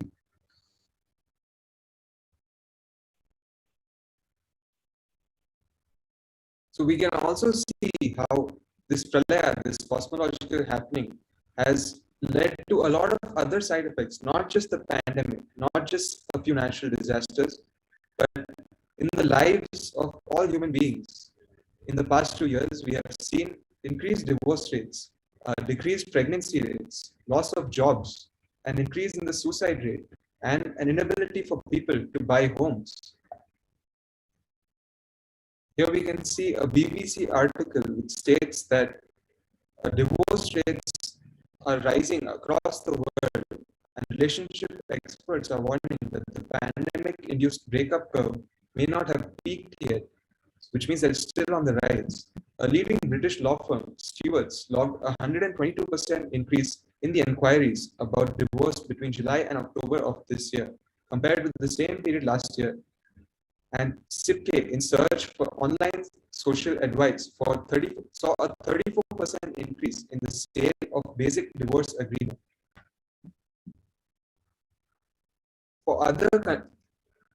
And apart from divorce rates, there's also been an increase in mental health due to the pandemic, which is playing a role in these divorces and these breakups of relationships. Relationship experts believe that even couples who weren't normally facing problems before the pandemic avoided major shifts in household or health dynamics, may be susceptible to breakups. This is because the pandemic has taken away, explained by Ronan Stillman, a psychotherapist and spokesperson for the UK Council of Psychotherapy. So here we can see the actual evidence of Devi Parashakti's words, where she said that people all around the world are feeling stuck, they're feeling deluded, and even though earlier they may not have had relationship issues, this pandemic and this pralaya is causing them to get out of their comfort zone, to break their stability and their rhythm in life, and which is leading to the breakups in the relationships. And a latest buzzword during this pandemic has been the word languishing, which means that the feeling people get when they feel stuck, waiting in the days of the pandemic. Languishing is the neglected middle child of mental health, says the Wharton School at the University of Pennsylvania. It's a void between depression and flourishing, the absence of well-being. You don't have to have simple symptoms of mental illness, but you're not the picture of mental health either. You're not functioning at your full capacity. In another paper from 2003, Keyes said that languishing is more prevalent than major depressive disorder, and those suffering from it are devoid of positive emotion towards life and is not functioning well either psychologically or socially, and has not been depressed during the past year. In short, he added, languishers are neither mentally ill nor mentally healthy. Instead, they are stuck in a purgatory between the two and at risk of moving towards mentally ill without further intervention.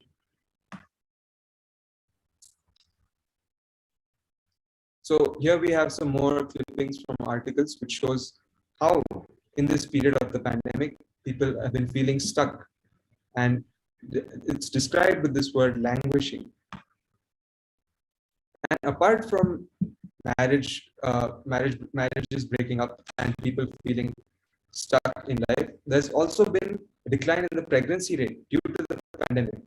This last year, there were the fewest number of births in the past 35 years, revealed a study by Booking Institution, which estimates that 300,000 fewer deliveries happened in 2021.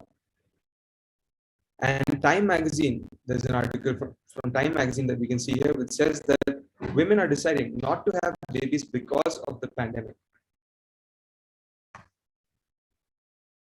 Despite spending more time at home due to the pandemic, the country of the United States is facing a declining birth rate.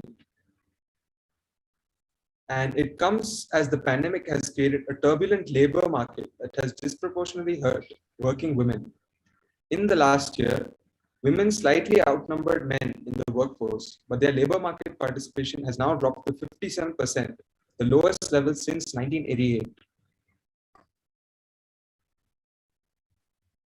So as we can see, the pandemic has had a cascading effect on the lives of all human beings, not just at a physical level with the COVID disease, but even mentally and in their relationships, in their lifestyle. And Devi Parashakti keeps reminding the human civilization of this fact that the effect of COVID-19 does not just stop with people who have had COVID and who have lost their lives, but it's an irreversible effect on the livelihood of people. This effect is felt on our economy, on our mental health of all human beings, and our social structure itself tumbling down. In the last year, there have been 81 million jobs which were lost due to the COVID-19 pandemic in Asia-Pacific labor market. Even the United States residential real estate market has been down. There have been 81 million jobs lost due to the COVID-19 pandemic.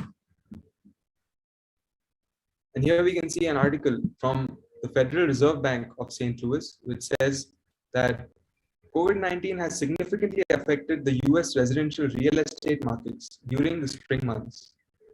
People have been feeling stuck, they've been losing their jobs, and there's also been a decline in the real estate market. And due to all these factors combined, we are seeing a rise in the rate of suicide risk factors.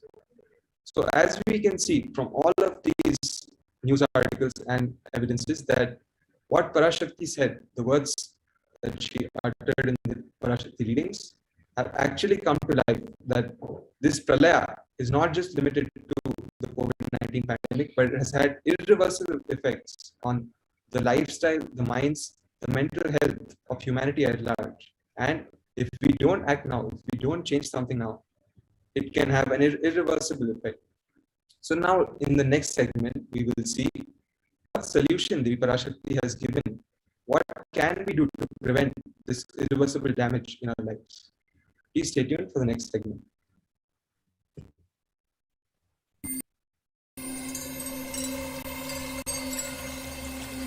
I welcome you all with my love and respect. Let you all open all your three eyes. Om Nithyananda Paramashivoham.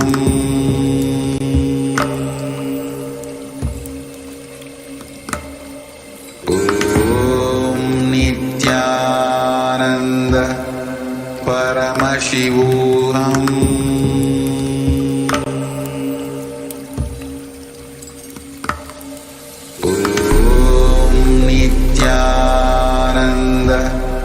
Paramashivoham.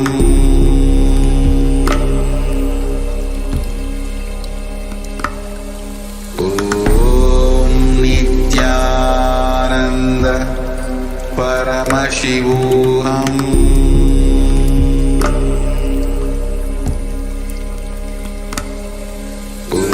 Om Nithyananda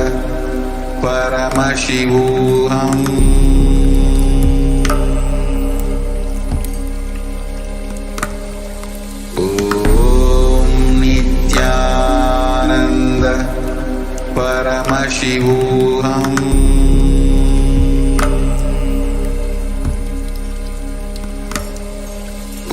Om Nithyananda Paramashivoham.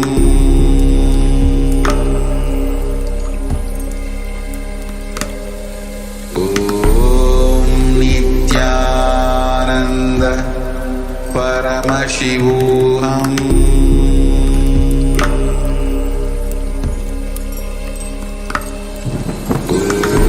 Om Nithyananda Paramashivoham.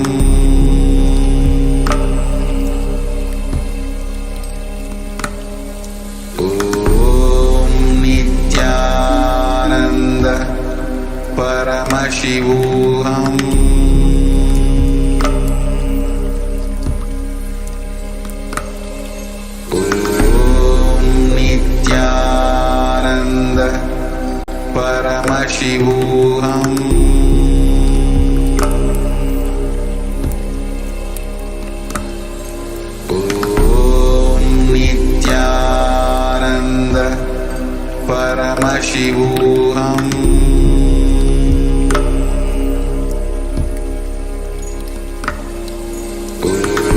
Om Nithyananda Paramashivoham. Paramashivoham.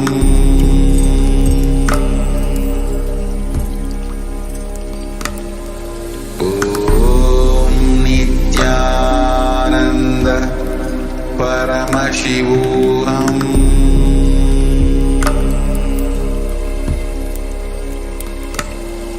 Om Nithyananda Paramashivoham.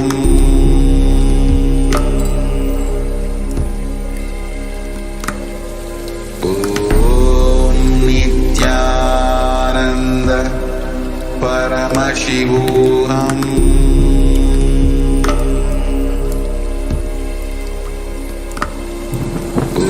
Om Nithyananda Paramashivoham.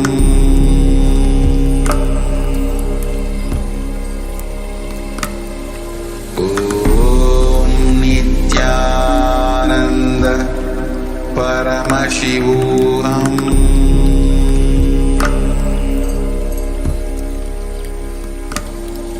Om Nithyananda Paramashivoham.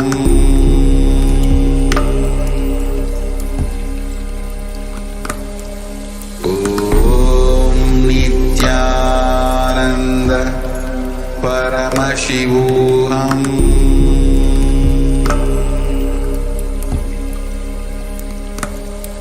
Om Nithyananda Paramashivoham.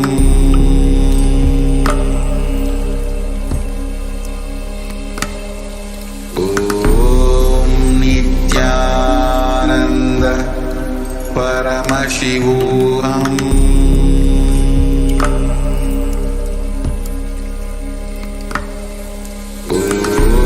Om Nithyananda Paramashivoham.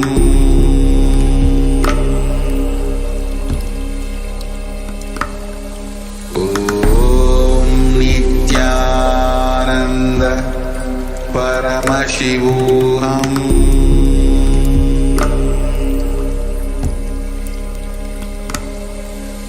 Om Nithyananda Paramashivoham.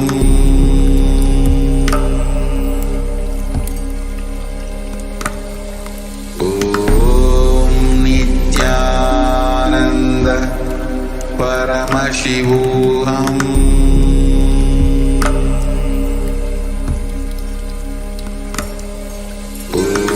Om Nithyananda Paramashivoham. Om Nithyananda Paramashivoham.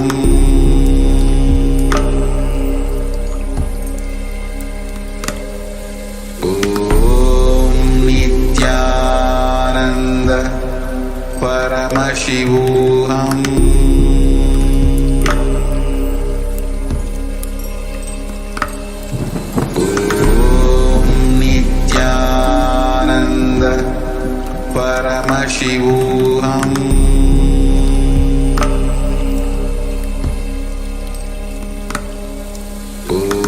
Om Nithyananda Paramashivoham.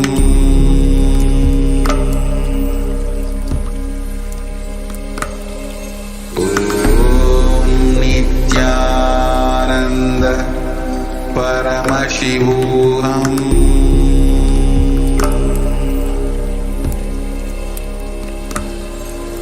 Om Nithyananda Paramashivoham.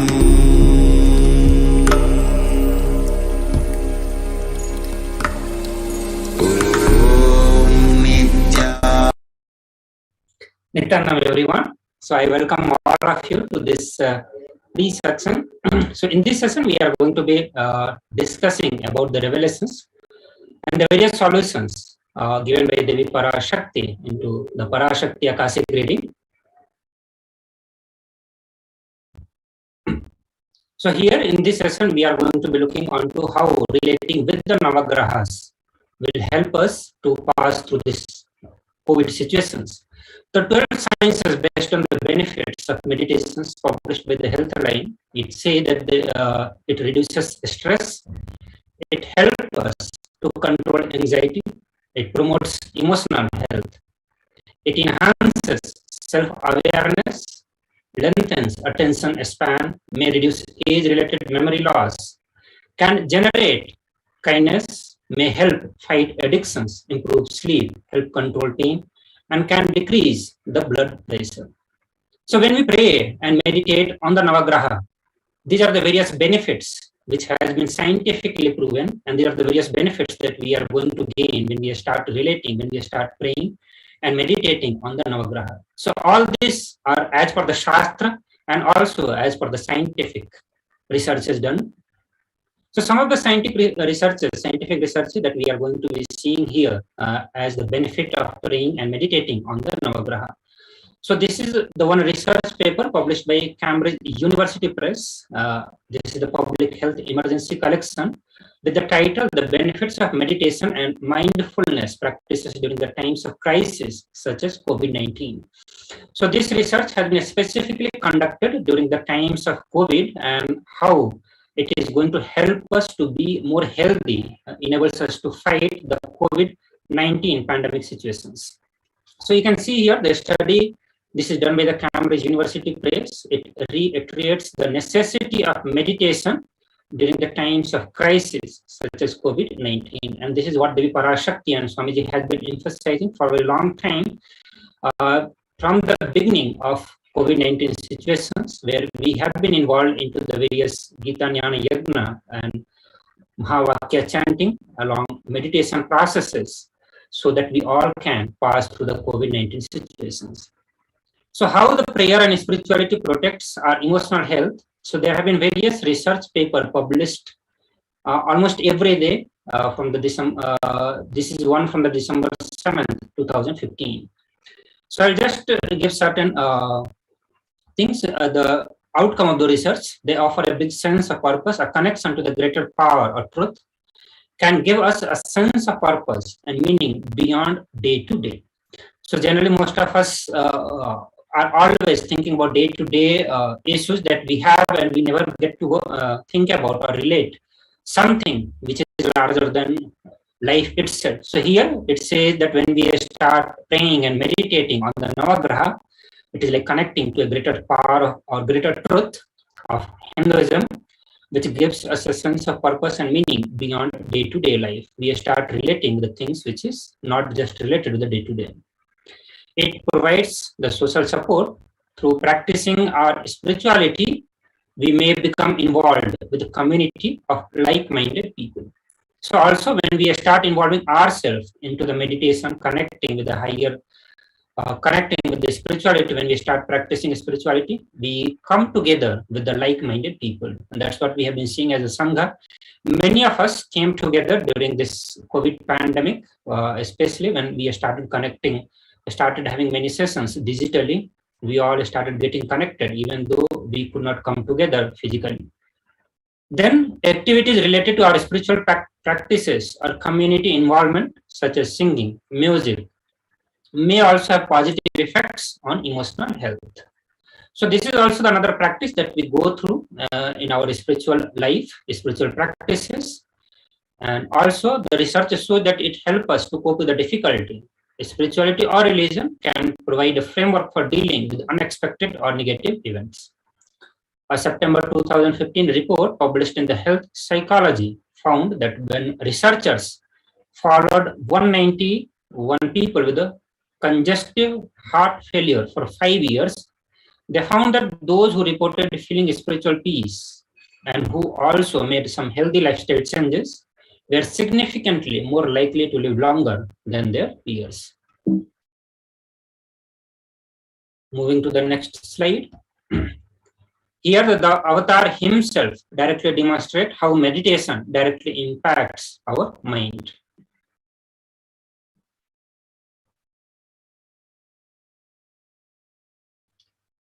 So let us watch this video to understand. Before that, there is one. Yes.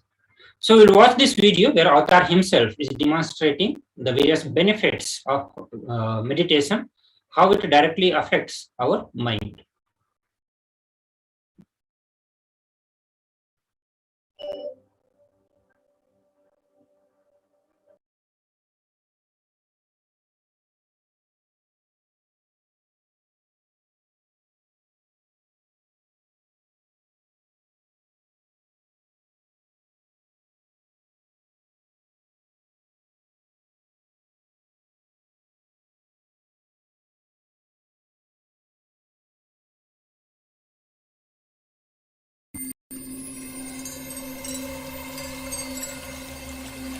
I welcome you all with my love and respect. Let you all open all your three eyes.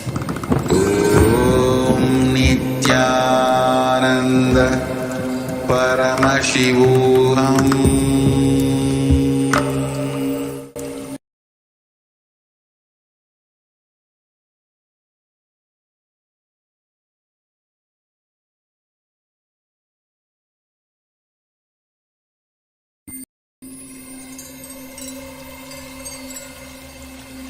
I welcome you all with my love and respect.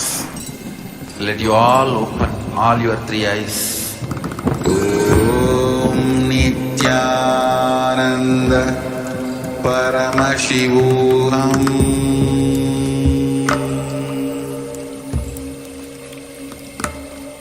Om Nithyananda Paramashivoham.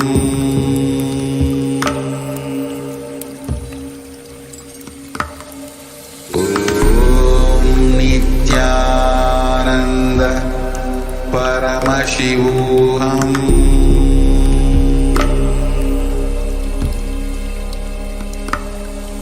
Om Nithyananda Paramashivoham.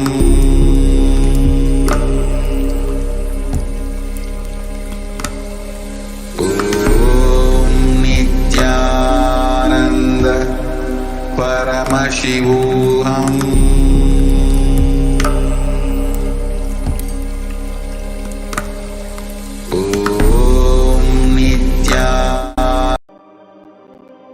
Nithyananda participates and encourages scientific researchers to derive evidences for meditation and healing through meditation. Dr. R. Murli Krishna, President COO, Integris Mental Health and James L. Hall Jr., Center for Mind, Body and Spirit, Oklahoma in US, and his team invited Nithyananda to derive scientific evidences for meditation and the state of his enlightenment. When Swamiji came, I have requested him to do one thing. I asked him, would you be willing to undergo some scientific investigation of the meditation process? He very cheerfully agreed without one complaint. He went for 3 repeat sessions for PET scanning and 3 repeat sessions for quantitative EEG sessions. And these are really not very easy tests to go through. It requires a lot of patience and a lot of willingness to do that. So we did that, because if a meditation process is doing something to your brain, we should be able to detect that. Scientific findings are verifiable. They're replicable. You can replicate them, duplicate them. So Swamiji went through those sessions and we found some interesting findings. In PET scan, they inject a radioactive dye which goes and sits in parts of the brain that are active. In the normal, non-meditative state, the brain is very active. And when we are seeing someone, the rear end of the brain, the visual cortex, is very active, as shown in the diagram. Usually the brain is so active, there are 100 billion brain cells there. But what meditation does is something very interesting. It shows the frontal lobes getting more active. The frontal lobe is where you have judgment, wisdom, reasoning. Here are some of the brain scans I'm going to share with you. This is alert, non-meditative state. The second one is 30 minutes into this one. 30 minutes of meditation. Look at the frontal lobes, how they light it up. They light it up big time. 60 minutes of deep meditation, and here is a deep, deep level of meditation where it lights up significantly right here, right in the middle, probably 1.5 inches, 2 inches deeper.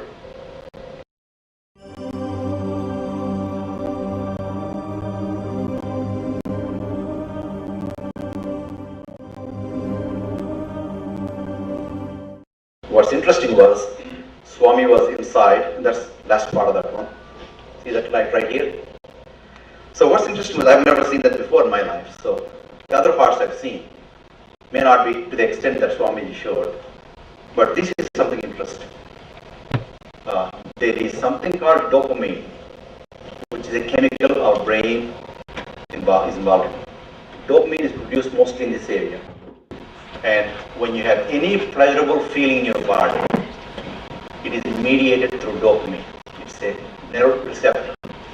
It's a chemical that transmits messages of pleasure. It basically evokes pleasure chemical. If you eat the same thing with visual pleasures you have, beautiful people, beautiful sceneries, nature, whatever gives you pleasure, it's mediated through dopamine. Everything that human being experiences involves dopamine. But what's interesting is that you and I have the potential to create our own dopamine in a big way. So I named it, for lack of a word in the past, the D spot, which is the dopamine spot. If you can discover your D spot, you got it made in life. The D really stands for divine spot. The D also stands for delight, and the dopamine spot. What's also interesting is that he could at will go in and out of those states. Those are some of the findings I want to share with you. There's so much more talk about physiology of mind and brain and the body. It's a fascinating field that this is something that all human beings can relate to, can apply in our own lives. Not only a sophisticated knowledge, but these things have application in daily life for all of us. Nithyananda's system of free healing, known as Nithya Spiritual Healing, has been baffling the medical world, curing diseases from migraine to cancer. Qualified people are also initiated to become healers. The complete report of the research conducted on Nithyananda's neurological system can be found in the book Mystic Phenomena. So here through this video we get to learn how through the meditation we can control the various parts of the brain. If you see here in the video, it is showing that in our normal active day, the back side of the brain will be very active. But when we are in the state of meditation, when Swamiji himself is showing, when he is in the deep state of samadhi or the state of enlightenment, the frontal lobes are highly active. And this is the place which is also responsible for all the pleasure that we get to sense in our life. Dopamine, which is the medium for experiencing all the pleasure. And here the research also shows that Swamiji could actually control the state. Going into that higher state is completely in control. He can go in and come out on his will. And once we master the D spot, we will be able to get into bliss mode, pleasure mode, anytime we want, independent of anything external. And that is what we all would have felt the need during this COVID situations. So let us watch another video about the KAILASA.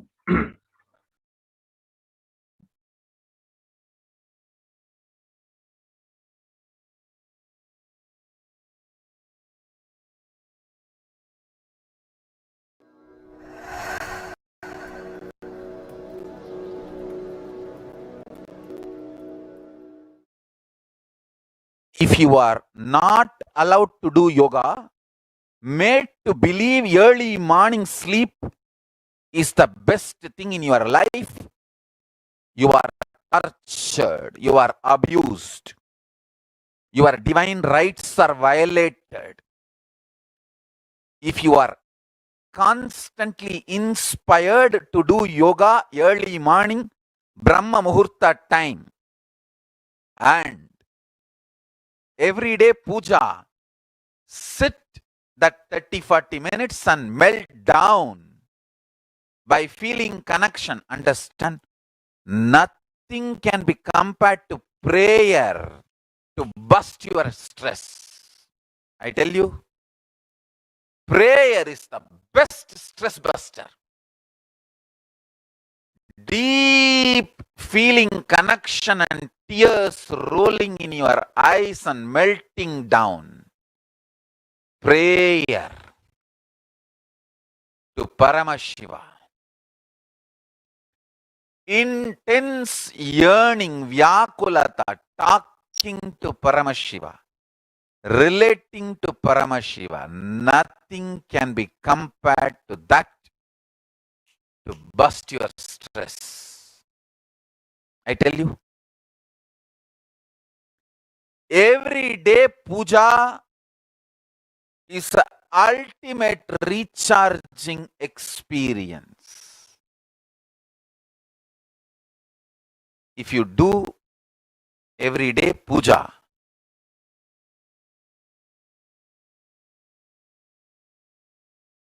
the kind of the stress-free life you will live, your whole biological clock will be aligned to Kailasa. I tell you, I have seen the people who have the habit of Nitya Puja live long. Not just long, happy. In my whole life, it is Nitya Puja, Puja, that gave me all the best things of life. Every day puja, relating with the deities is the best stress buster. Touch the deities, do decoration, dress up. Even now, my best time of the day is when I sit with my deities. When I sit with my deities, dress up the deities, jewel them, spend time with them, talk to them, intensely pray, deeply connect and pray. Understand? You do not know the power of Archavatara. God landing in physical deity form. Never underestimate the power of Archavatara.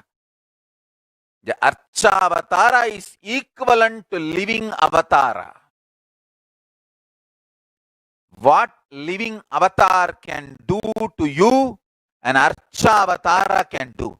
Atma Linga I am giving to all of you is literally living Archavatara. It's a piece of God. Literally.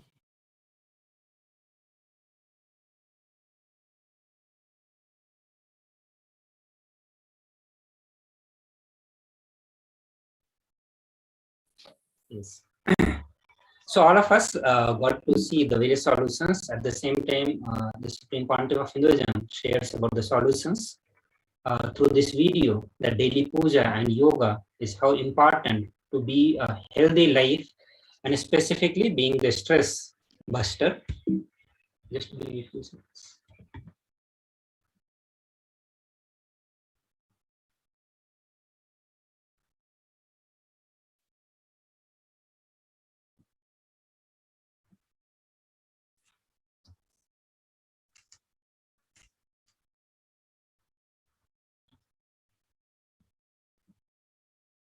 Yes. So now we'll watch the more scientific evidences of how humans are affected by the planet. So in this session, we are looking about the various the benefits by relating with the Navagrahas. And this session, we have with us Srinitya Premyananda. So this Acharya Srinitya Premyananda will be leading us into this session. Yes. Maharaj, please continue. Yes. Yeah, thank you. So, yes, as we saw what we saw in this video, like Avatar himself told about how connecting with the deities, living with the deity helps us in the everyday, day-to-day lives. So here in this session, what we're going to see is how this whole Navagragas and the whole planetary movements affects our brain scientifically. So as we all know from the Agamas and Puranas, we all know the spiritual truths behind that. Now, behind after all these ages, now the scientific field is getting into this, and then they're doing lots of researches to prove all our spiritual truths are true. So here, what the basic understanding what we have and what this modern science proved nowadays is, so planet affects electromagnetic waves, which is already proven. So what we came to know this is the brain waves, which is also a form of electromagnetic waves, and so it hence affects our brain. Each and every position of planets, it directly affects our brain. So in one of the studies of an American radio engineer, John, what he discovered is whenever there is a change in the planet position, there is a degradation in the radiomagnetic waves. So now what we know is same, our brain waves are as same as the radiomagnetic waves. So whenever there is a change in the electromagnetic positions or the planet motions, so it will directly affect our human brains. So it already there is a kind of difference between this human waves and electromagnetic waves. So these human waves, the human brain waves, are little weaker than the radio waves. So it won't go interference into the radio waves. But in the aspect when there is a planetary motion, when the planetary motion changes, when it's going to affect the radiomagnetic waves, it automatically affects the human waves also, the human brain waves also. So in this graph, you can able to see this is a graph between the brain waves and the electromagnetic waves. So just because these brain waves are weaker than the radio waves, it won't interfere. But in the case of planetary motions, just because these brain waves are also a part of the electromagnetic waves, it affects the development of the brain development. So here, now we're going to see about one more solar activity and how this geomagnetism works. So it is observed that the magnetic field of the earth changes daily and seasonally. So we all know that during the season changes, the kind of wind motions will change, like radio waves, everything will change just because of these electromagnetic waves. Earth by itself change its very own magnitude of the magnetic waves every day and seasonally also. So this fluctuation in the magnetism have an effect on the brain. Thus, the geomagnetism plays a major role in brain and body development of the human fetus and has an effect on different organisms too. So as we all know, so in our day-to-day life itself, we can able to relate ourselves. During our seasonal changes, we can feel like some kind of changes in our body itself, right?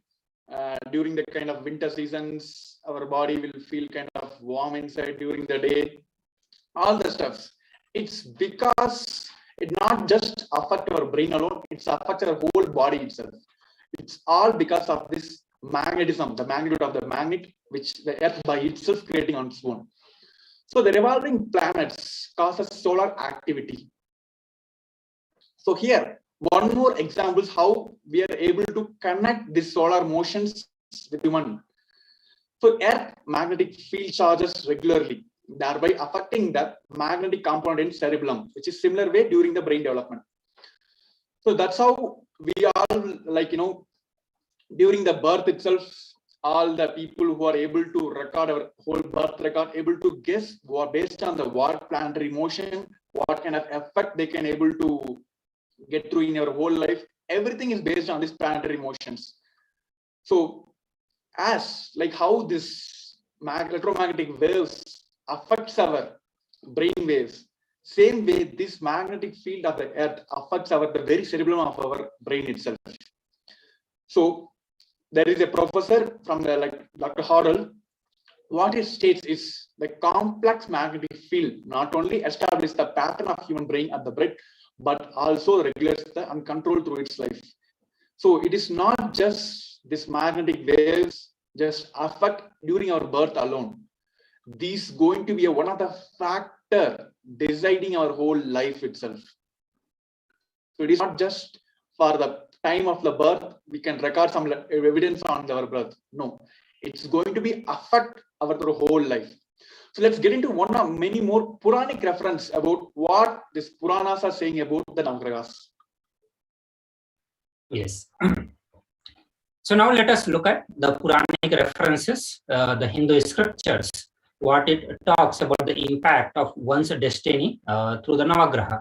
So just before this, we saw about the effect of Navagraha scientific research, so how the science proves its impact on our development of the brain at the time of the birth, and also the changes that it causes, which is going to be impacting our whole life, or throughout the life we are going to get impacted through the change in the positions or through the change in the season, how the Navagrahas or the planets impacts our life itself.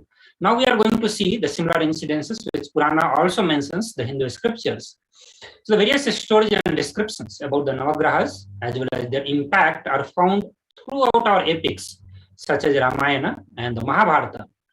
And Purana including the Brahmanda Purana, the Matsya Purana, Shiva Purana, Linga Purana, Kurma Purana, Garuda Purana, the Vayu Purana and Bhavishya Purana. So almost we are seeing out of 18 Mahapurana, almost all the Puranas talks about the impact of Navagraha on one's life, including the Puranas. We are also getting to see the Itihasa, which is Mahabharata and Ramayana also records various such incidents which elaborately explains the impact of the Navagraha on one's life. So taking one example, let's say that while Maharshi Valmiki has given a detailed account of planetary positions, at the time of Rama's birth, Maharshi Vyasa has sketched out the astral landscape leading up to the start of great Mahabharata war. These details have now proved extremely useful as we seek to ascertain possible dates for the key event of Ramayana and Mahabharata. References to the planets and deities associated with them are also found in ancient Greek and Roman literature and astrology. So here we also get to see that the various, we are looking at the authenticity of our Puranic scriptures, the various details that was recorded by the Maharshi Valmiki and Maharshi Vyasa has been proven or has been found to be completely true as per the dates recorded into the Ramayana and Mahabharata, or the various incidents were recorded and its astronomical Navagraha, the positions of the planets were also mentioned. So those actually depicts the number of years before which those incidents occur, which actually proves the authenticity of our Purana. So now let us take example of the Ravana and Shani Graha. So this is one of the story from Ramayana. Ramayana highlights the defeat of Ravana at the hands of Shani. So if you have watched the Ramayana serial, if you would have read the scripture Ramayana, you would have come through this incident. Having brought the Navagrahas under his control, Ravana made them lie face down on the steps to his throne. Even Shani could not cast his spell on him as he was unable to face Ravana from his position. It was then that Narada came to Ravana and mockingly told him that the latter had no guts to face the Navagraha, and that is why he had made them lie face down. And this pricked the pride of Ravana, and Ravana ordered the Navagraha to lie on their back. This enabled Shani to cast his spell on Ravana and set in motion the events that brought about his downfall, paving the way for final battle with Rama. The another reference is from the time of Mahabharata. Dronacharya asked Duryodhana, his disciple of Dronacharya, one of the disciples of Dronacharya, to contact Sahadeva, who was the twin brother of Nakul and the youngest of the Pandavas.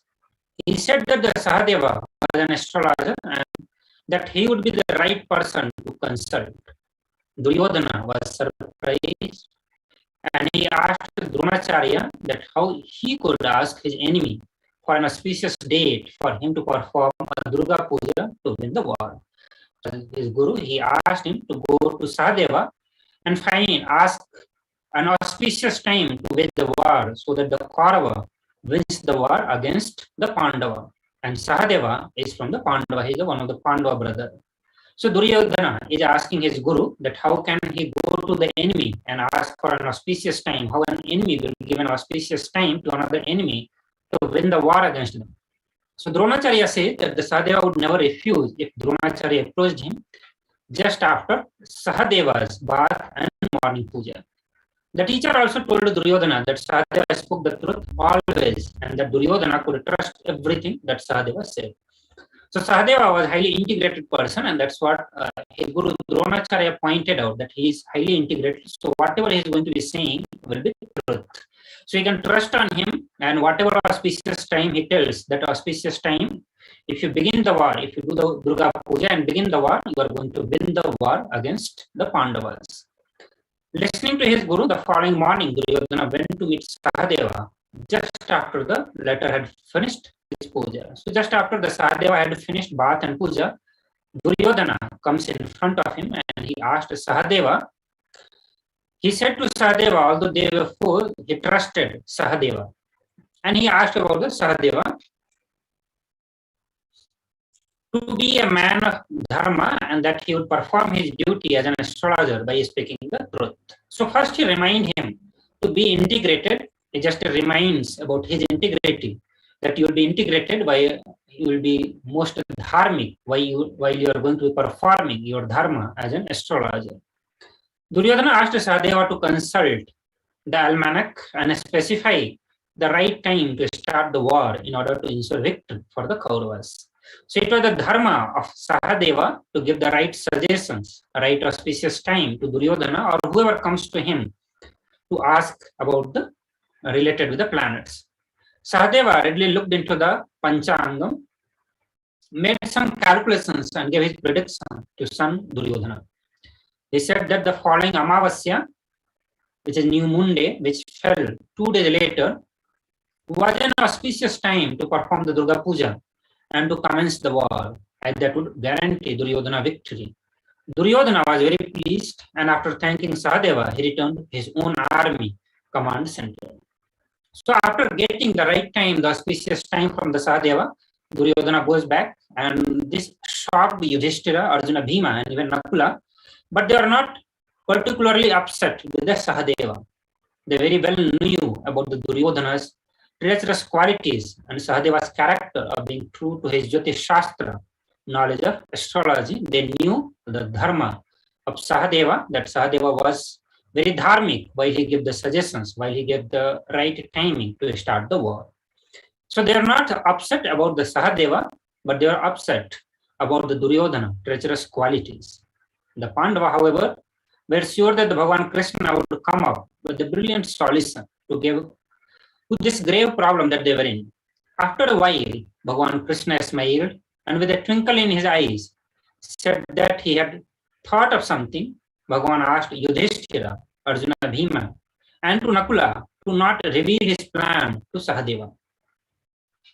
The new moon, the following morning, Bhagavan Krishna led the Pandavas apart from Sahadeva to the river side in order to perform tarpanam or oblation to their ancestors. Yudhishthira was surprised and asked Bhagavan Krishna why he wanted them to perform the ritual a day before Amavasya or New Moon. Bhagavan asked the Pandava to trust him and follow his commands. The Pandavas started performing the tarpanam for their father and ancestors, and this perplexed the god in heaven. The gods discussed among themselves, trying to figure out what was going on earth, because it was Bhagavan Sri Krishna himself is offering the tarpanam. So they also came into the doubt what is happening. It's not the Amavasya, and still Bhagavan is offering the tarpanam on the same day. The two main gods involved in the Amavasya, namely Surya Bhagavan and Chandra Bhagavan, the sun god and moon god, rushed to the Bhagavan Krishna to ask him what was happening. They asked Bhagavan why the Pandava were performing tarpanam when it was not Amavasya. Bhagavan Krishna again, with a twinkle in his eyes, said that it certainly wasn't Amavasya before Surya Bhagavan and Chandra Bhagavan appeared before him to ask him that question. But since the two appeared together with each other before him, they were conjunct, and it was Amavasya. Amavasya was declared and the war was started. Because both of them came together, that is the time for the Amavasya. Amavasya is exactly when the Surya and Chandra come together. And because Bhagavan was offering, the Pandavas were offering Tarpanam on the instructions of Bhagavan Sri Krishna, they all came to him, and that made it an Amavasya. Bhagavan Krishna cleverly ensured that the Sahadeva did not go against his dharma, being an honest astrologer, and yet started the war at the time that was inauspicious for the Kauravas. The Bodhayana Amavasya is an extra new moon. Is there? So for Krishna, the whole cosmos readjusted its planetary position and the day became Amavasya. Understand, only incarnation has that power over cosmos because of the space of oneness they are established in. This is as per the scripture. Arunagiri Yogeshwara has demonstrated in SPS life by bringing down the planets to teach astrology to him. Not only the Puranic references, but in the modern day also, SPS has demonstrated his power of oneness over the celestial body, like delaying sunrise. So all these videos are also available on the YouTube. So now we'll go to the introduction of Navagraha. Yes, Maharaj, please go ahead. Yes. So as we saw, there are kind of scientific reference and then there are kind of Puranic reference which are directly linked to the Navagragas. What is Navagragas? Why they are so influenced in our life? So Nava means 9 and Gragas means planets. So as per Vedic astrology, there are totally 9 planets which influence our life. So based on our birth time, these planetary motions, the planetary position of the planet, not only just influence our birth, they will be as a part of influence our throughout our life. Each and every situation in our life, they're going to play a very major role.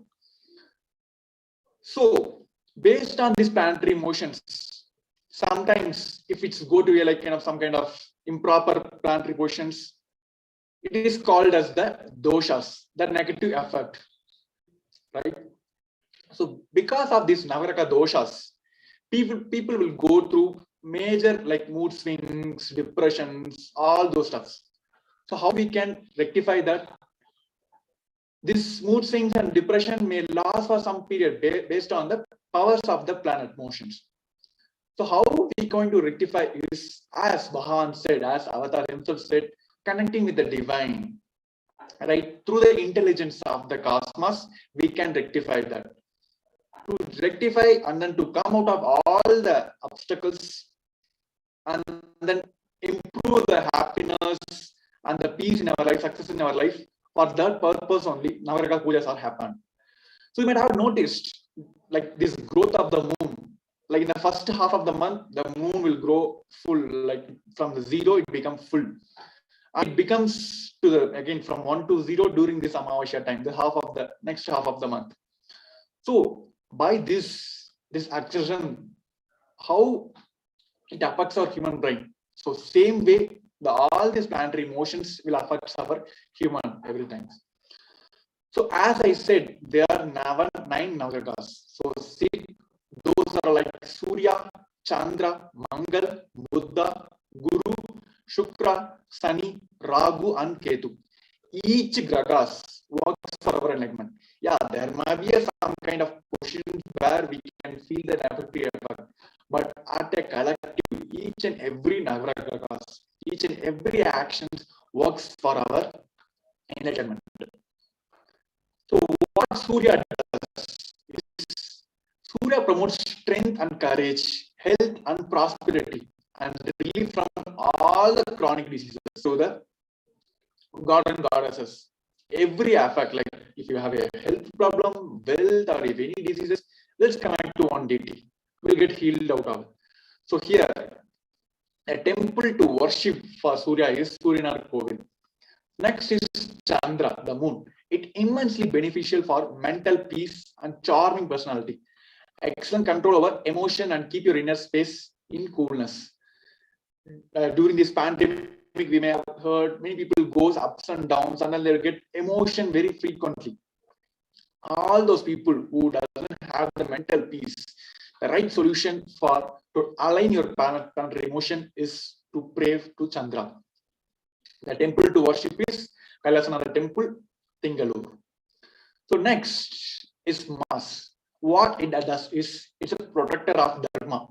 He controls the muscular system of the body and circulatory system. Like whenever, like when we are sick, our whole circulatory system collapsed, we'll go crazy and we'll do stuff on our own, and then it will always go against our Dharma, right? So whenever you go through all of the stuffs, the best way to align for yourself is praying to the Mars. A temple to worship is Vaidishwaran temple, Kovil. So next is Mercury.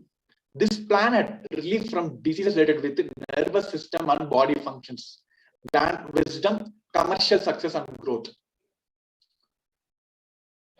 So for any human being, not only for like people who are directly only into the spiritual path, or any human beings, their whole structure is based on our nervous systems. When this collapsed, the whole body functions collapsed, because nervous system is the only thing which connects each and every organs in our body. So when got collapsed because of these planetary emotions, our whole life will be like struck, and then we won't be able to get success in any of our life. So the best way to get out of this is, and the right temple to worship is Svetanarishwara temple. So next is Jupiter, the Guru, the master of all Grahas, right? The temple to worship Aptareshwara temple, Kovil and Alangudi. So next is Venus, Shukra. So the Venus symbolizes love and passion. He is a giver of wealth, fortune and luxury living, if positioned well in our one horoscope.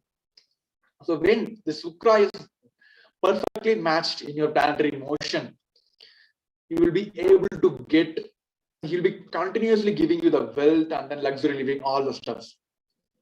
The best temple to worship is Agnishwara temple, Kanjanur. So next is Sunny, Saturn.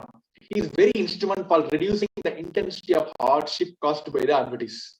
So the best temple to worship is Tirunallar. So next is Rahu, the demon's head.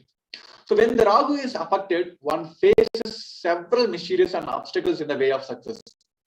When the Rahu, the demon's head, comes to your life, or like when these planetary emotions influence your life, you will feel obstacles in every ways in your whatever day-to-day activities, or in your business or whatever. When you're trying to achieve your success, it will be like big obstacles. So the best way to come out of these obstacles and the right temple to worship is Tirukaneshwaram temple. So next, the last one is Ketu, the demon's tail. It represents the karmic collections, both good and bad, spiritually and supernatural influences. The temple to worship is Kijaperumburam.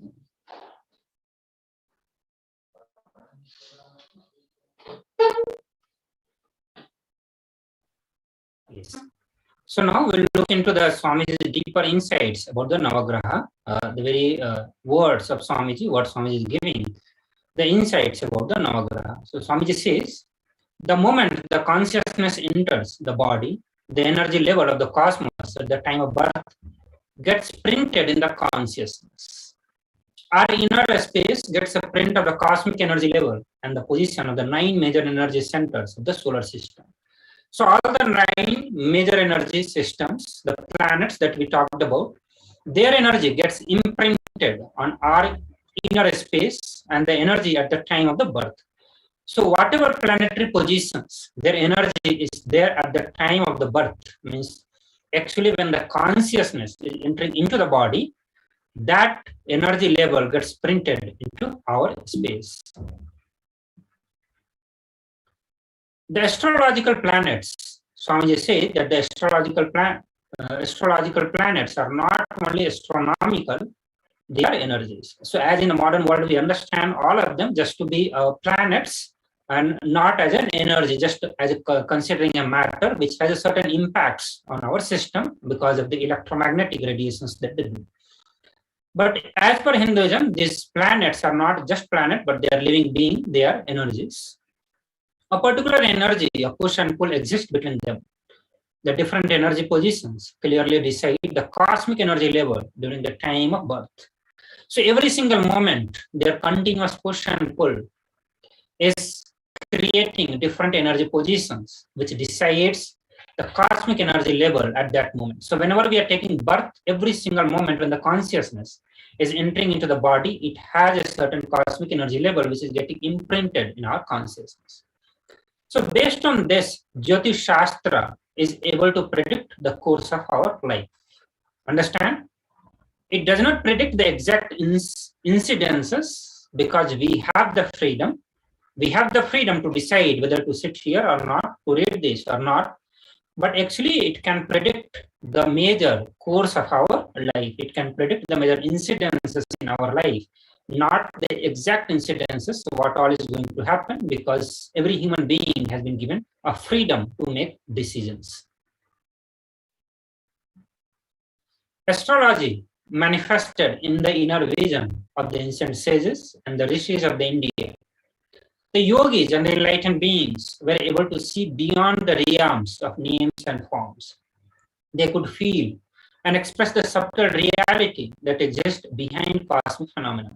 As such, they perceived the primal power of cosmic intelligence in the planets and the stars, and worshipped the cosmic power within themselves, which is microcosm, as the power of their being. So all our rishis, the great rishis, the sages, were powerful enough to perceive the primal power of the cosmic intelligence in all the planets and stars, and not seeing just as a material object, not just seeing as a matter with a certain properties or certain qualities. By concentrating intensely on the sun and the other planets, other graha, they understood, our rishis understood that the movement of life force in the body, and by meditating on the life force, they also came to understand the movement of the sun and the planets in the heaven. So they were able to understand the microcosm and macrocosm simultaneously. They were able to understand by looking in, by meditating on their life force in the body, they were able to understand the movement of the various planets, and also at the same time, they were able to meditate on the planets and understand the movement of planets and sun or other planets in the heaven. So this technique, the technique which is called samyama, they could unravel the secrets of the universe. They brought down their understanding into a system of Vedic science, which became Jyotish science, which is called the science of light.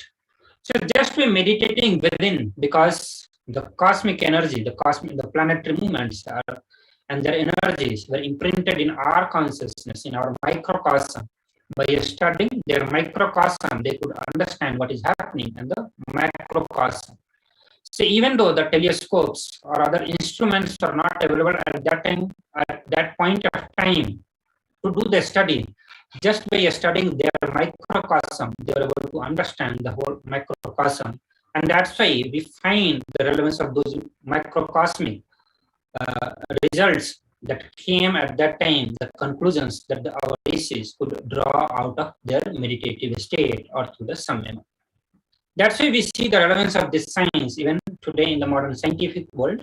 So the major course of life, like if you get enlightened or not, can be predicted. So all the major incidences, like getting married, getting into the sannyas, or getting enlightened or not. So major incidences in the major course of life can be predicted through this Shastra, Jyotish Shastra. The principles can be predicted, not the policies. Having an idea about our horoscope will give us the intelligence and acceptance in our life. So intelligence to take decisions and acceptance to bear the inevitable things. So this is what is the benefit of having an horoscope of an individual. So Swamiji says, according to me, means according to Swamiji, a seeker should have a basic knowledge about his horoscope, so that he had the intelligence about his future, major course of his life, and that gives him the intelligence to deal with those situations, and also the intelligence or the acceptance to bear the inevitable. So certain things you'll be able to change, certain things you'll not be able to change. So you'll have the intelligence to change or intelligence to go through those major course of your life. And if you do not have the capability to change, it will give you the acceptance to bear the inevitable things in your life. And that's what is the benefit of having horoscope. And that's why SPH is emphasizing that a seeker should have the basic knowledge about his horoscope. So moving ahead, Navagraha and its impact on the human system.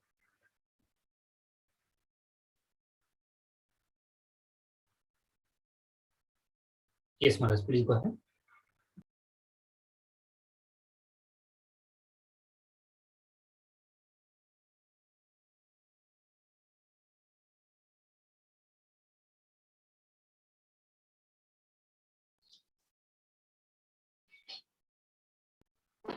Yes. So now we're going to see about the how Navagragas, its impacts on the human system. The Navagragas are also known to have an impact on different parts of the body and their smooth functioning. For instance, Surya provides the longevity and good health. Chandra has an impact on the digestive system, fertility, and mental health. Mangala affects muscular strength. Buddha causes the respiratory and skin related issues. Guru impacts metabolism, liver, and pancreas. The Sukra, the reproductive organs, while the Sun is associated with the nerve related issues, and Ragu and Ketu with fear sun produce. So now, how in the courtyard sessions, what Bhavan shared about the powerful cognitions about the Navagragas. The basic interpretation of Gragas, which all human beings have, is some Gragas does good things to them and some doesn't. Same like example, like people are afraid of 7.5 Sunny, right? Transition and Ragu and effect. Some believe that Sukra will do good for their life, bring wealth to etc. All the stuffs are like our basic understanding is some will good do, and then some will like bring some kind of effects in our life. Swami said the basics on all which all the Graha function is to lead human beings to the Sadashivoham. Whether it may be in many personal life, in many of the personal life, their experience, if you go ask them, just because of this sound of the sunny transition came into the life, they're able to meet Bhavan in their life. So what Bhavan, the basic understanding about the all Graha's function is everything leads the human being to the Sadashivoham. Ultimately Paramashivoham. So if the person is suffering from a pattern long enough, then the Graha interferes and gives the life solution where he is forced to break the pattern and move towards the Sadashivoham. When he is continuously going through some kind of pattern and then he can't able to get it off, but it's went through enough, then the Graha has to give a solution and it has to pray. It will make us to force to break the pattern. Swamiji said, Sunny, Ragu, Ketu makes one accountable for smooth flow of the law of cosmos. Sukra will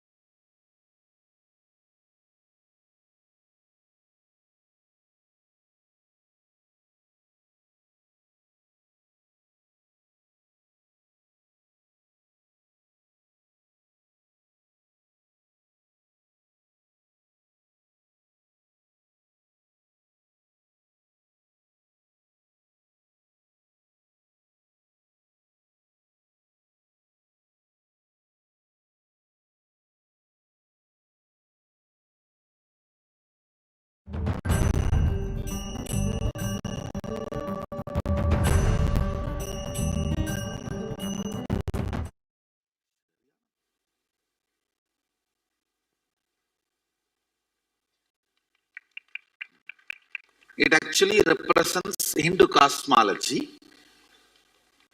So, in this, please listen. In the sheet, Navagrahas are installed. In this 2D sheet, Navagrahas are installed with 3 color. Varivadivu, Olivadivu, Kurivadivu. Means in the form of mantra, in the form of figure, in the form of symbol. Varivadivu, Olivadivu, Kurivadivu. These are Trikalas. In the Trikala means is in the form of Navagrahas, in the form of symbol, and in the form, actual form, and in the mantra. 3 shapes they are installed, and each one of them are installed in one garbha. Their life is installed in one garbha. So 9 garbhas are on the plate. Then this represents 11 dimension. This 3-layer length, breadth, depth dimension. Inside 9 garbhas are kept, representing 9 more dimension. The 11th space cannot be given in matter. It will be given to you as an initiation. So understand, this represents 9 Navagrahas and 11 dimensions. Sadashiva talks about it in Kamikagama, and Shastra Pramana we have, and Apta Pramana also we have. Thirumalar, a great saint, he talks about it. Because in this the Trikala means the line form, visual form, and mantra form. All 3 are there.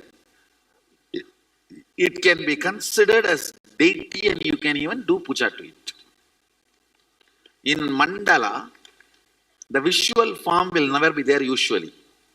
But in the Navagraha mandala, it is written, the visual form has to be there.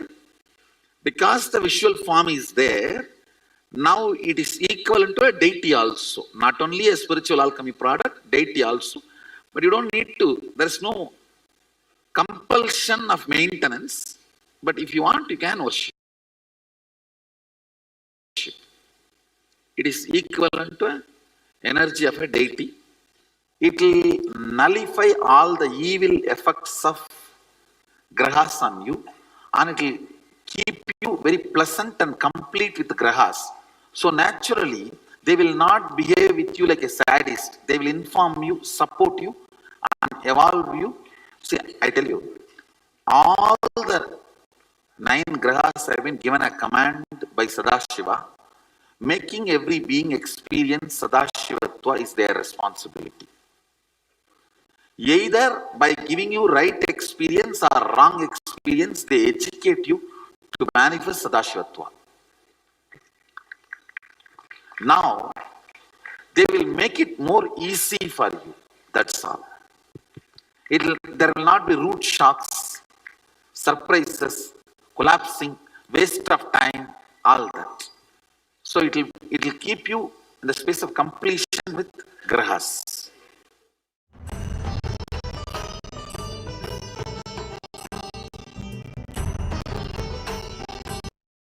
Yes. So before we move to the next video,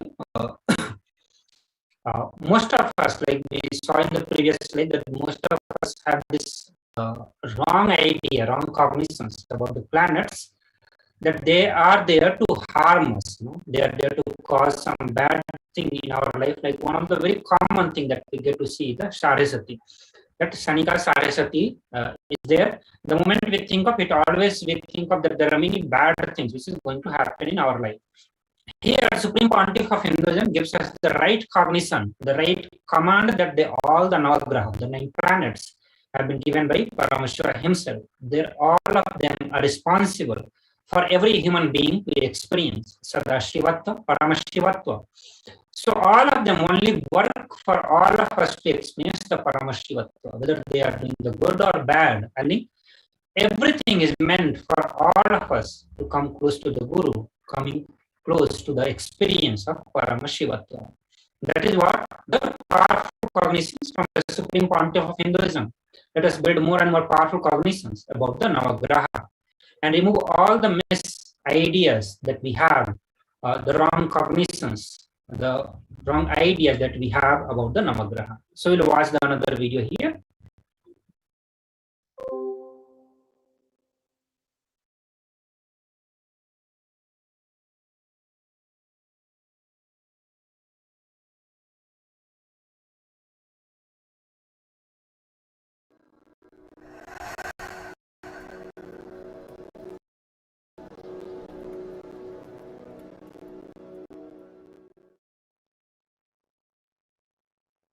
Suddenly, maybe the reasons known only to him, he decided to teach the whole science of Navagrahas, showing directly the Grahas to me.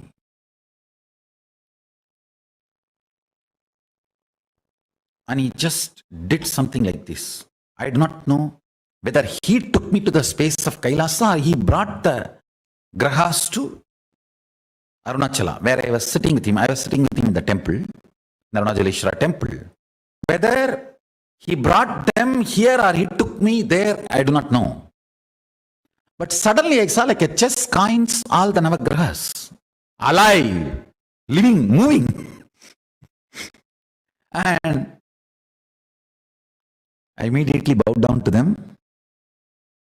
The moment I realized they are alive, I immediately bowed down to them.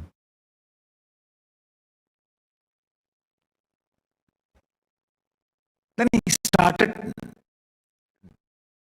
talking about every graha and explaining who holds what energy and who does what responsibility, and the whole science he transmitted into me, the whole knowledge of Jyotisha.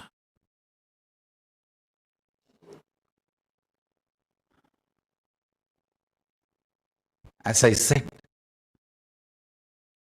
the words he uttered and the quantity and quality of the information transmitted was unimaginable.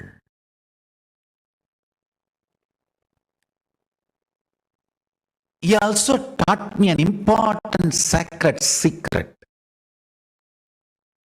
If you can bring a powerful cognition in you and do dharana, dhyana, samadhi on that powerful cognition and be humble to the grahas, understand? Humbleness pleases the grahas. Humbleness makes the grahas happy. So here we get another solution from Supreme Pontiff of Hinduism on how to connect with the Navagraha. Here Bhagavan says that humbleness, being humble to the Graha, pleases the Graha, and that is how we'll be able to harness all the good things from the Graha.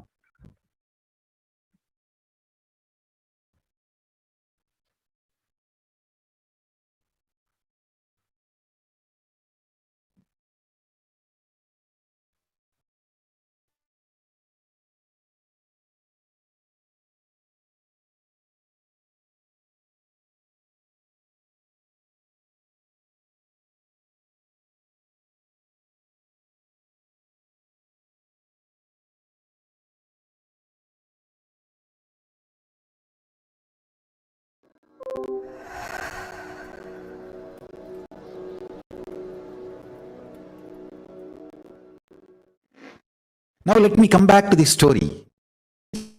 Just moved the hand. I don't know whether he brought me back to this planet Earth or he sent the grahas back to their place. Everything was normal. And it was too much, I tell you. I was in awe. Anyhow, the whole knowledge transmission was done. Then I asked him, Swamiji, did you take me there and show the planets, or did you bring the planets and showed me here? He laughed and said, hey, I brought them here. See, I saw 9 stones on the floor. He was laughing.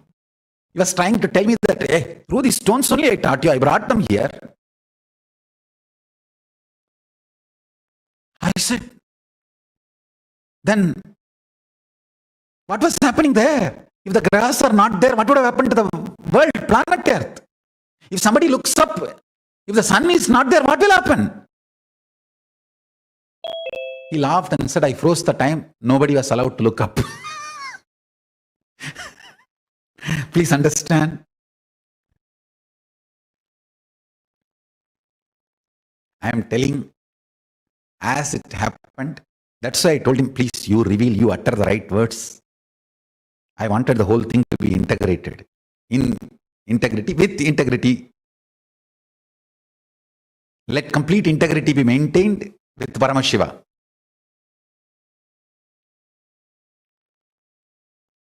He laughed and said, I froze the time so nobody can look up. Till the whole thing was happening, it was too much.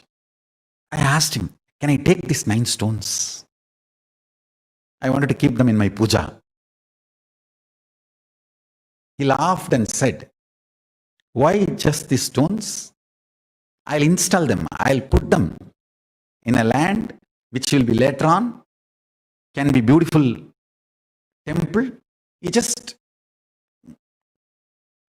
blinked his eyes. Both of us were sitting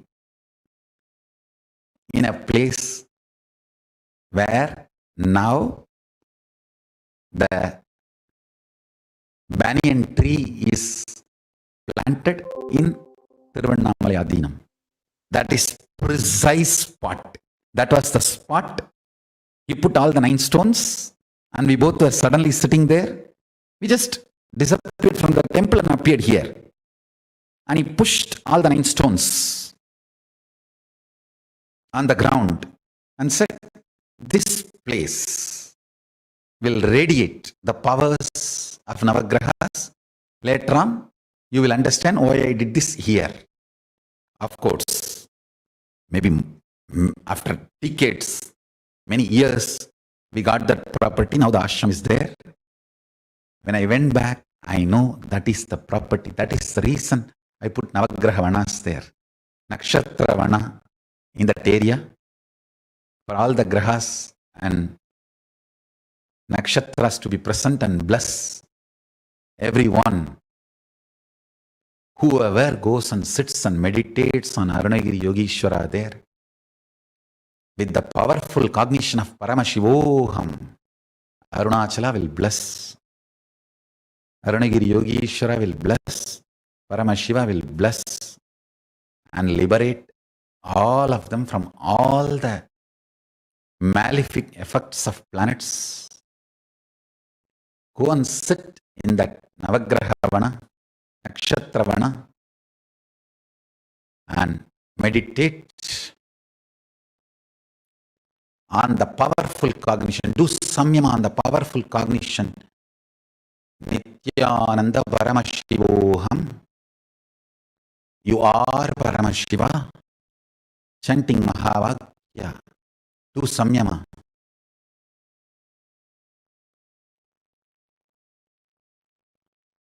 And be humble to Navagrahas.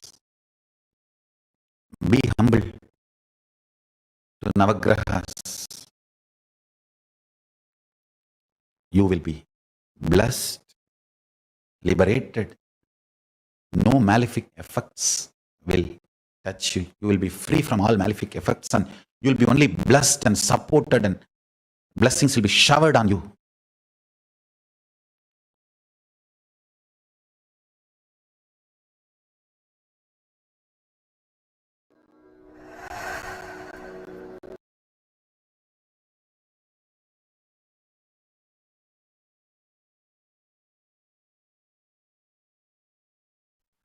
So after watching this video where Bhagavan gives one more technique to connect with the Navagraha and getting free from all the malic effects of the Navagraha. So he is mentioning about his personal life experiences with all the Navagraha in presence of his Guru, Arunagiri Yogeshwara, at the Tiruvannamalai temple, and installing the Navagraha Vana in the Tiruvannamalai area. Now we'll move to the next video where Supreme Pontiff of Hinduism explains about the numbers or God in Hinduism and how they are associated with the planets.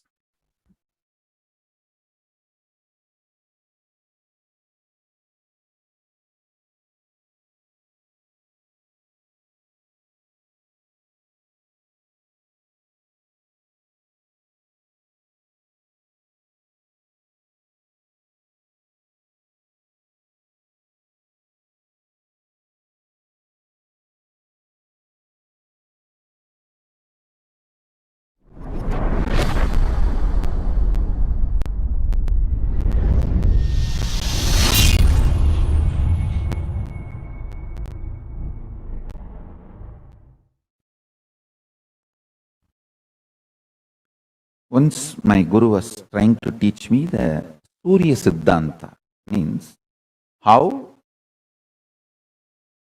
the Anga bent down.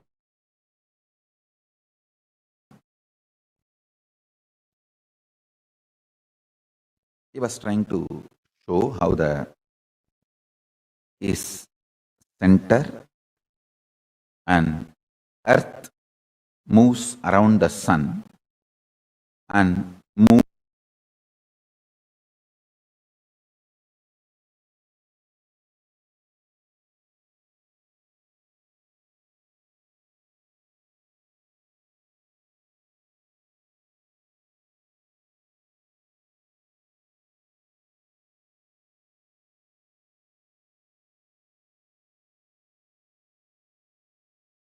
in an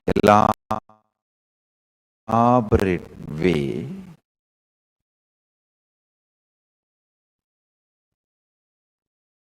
And then he took a chalk piece, just drew some numbers on various parts of my body.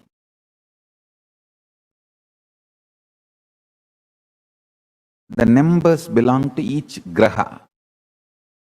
Is directly connected to our internal organs. Each graha influences one of our internal organ heavily. And he drew that numbers on my body, and he drew that same numbers on external, on the floor, explaining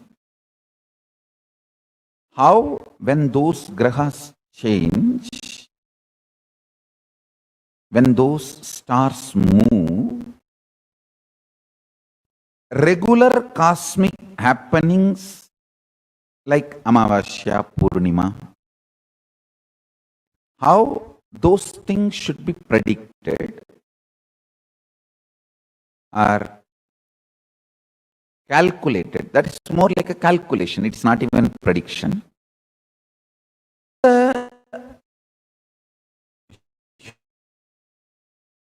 Humanity need to be predicted. Its influence on the individual's life need to be predicted. My gurus were trying to map this whole science and explain this to me. I think almost the core fundamental structure of Jyotisha and Surya Siddhanta I am trying to explain. Chakshur niruttam shrotramuch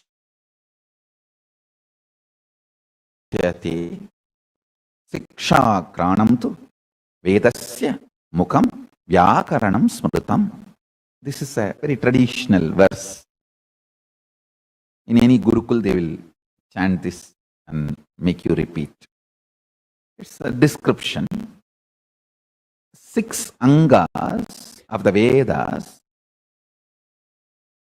in Veda Purusha's body. Jyotisham ayanam chakshu, meaning Jyotish Shastra is considered as eyes of the Veda Purusha. From this we understand that the Vedic astrology is as old as Vedas, or in other words, does not have beginning, anadi. This Shastra is also called Hora, is an abbreviation of Ahoratram, meaning day and night.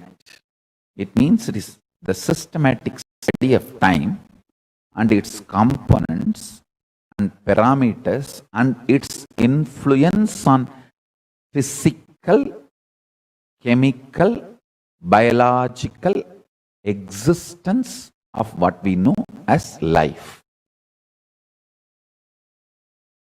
Listen.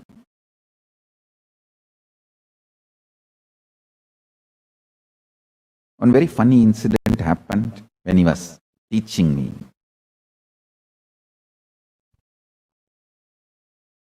I was so intensely immersed in his teachings.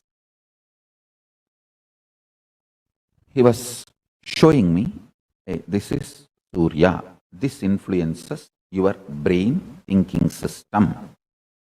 This is Rahu. He influences your liver. The actions liver performs physically, its influence on your thinking system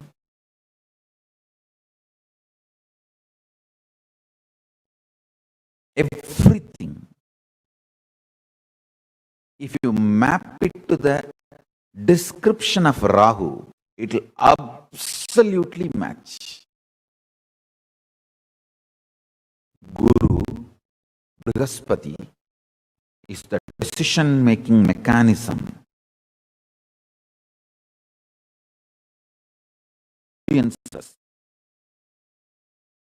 your will persistence, Anya Chakra.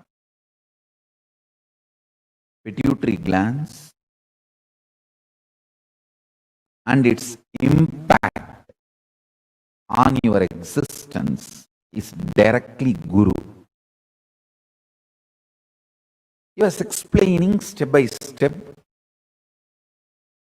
how each of these grahas and their number, I'll repeat exact one line.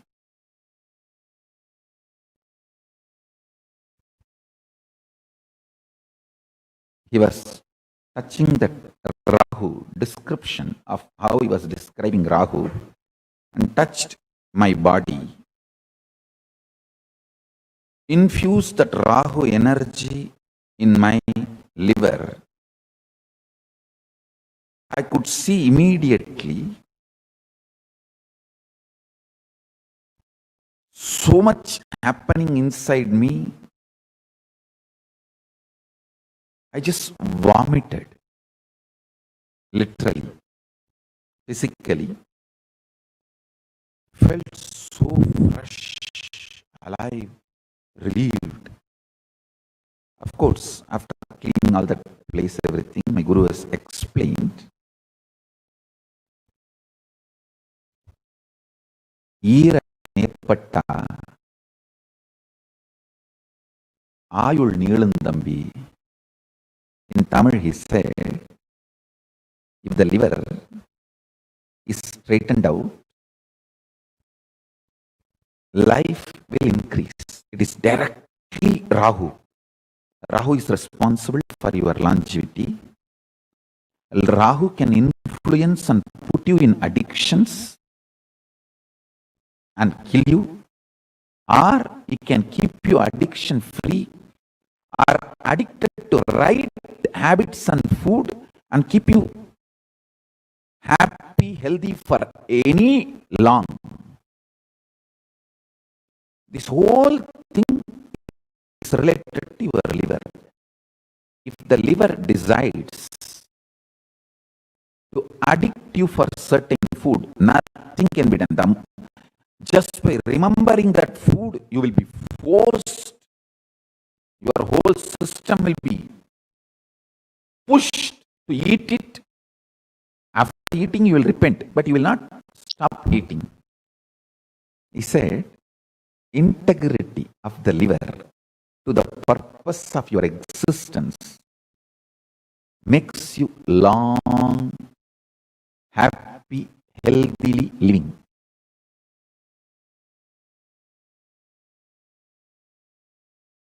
Because liver sends the signals about hunger and what kind of food you like, that taste, everything. The memories of the food and its taste flashing in your system and you being influenced to eat that same kind of food, timing, rhythm, everything is liver.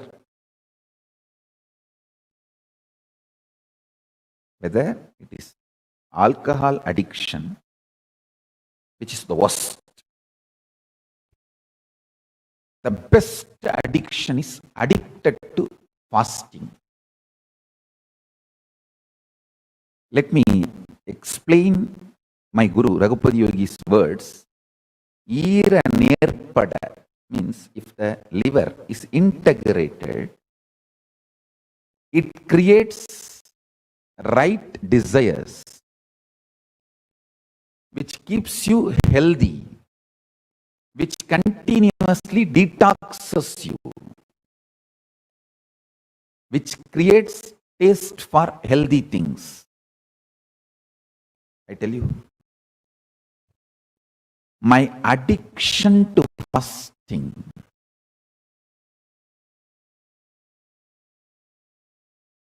has brought not just health,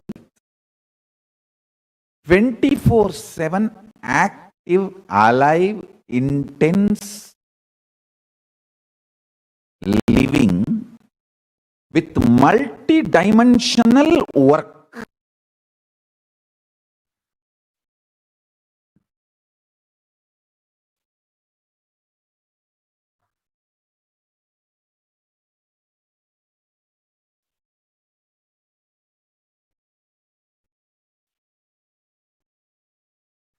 Yes.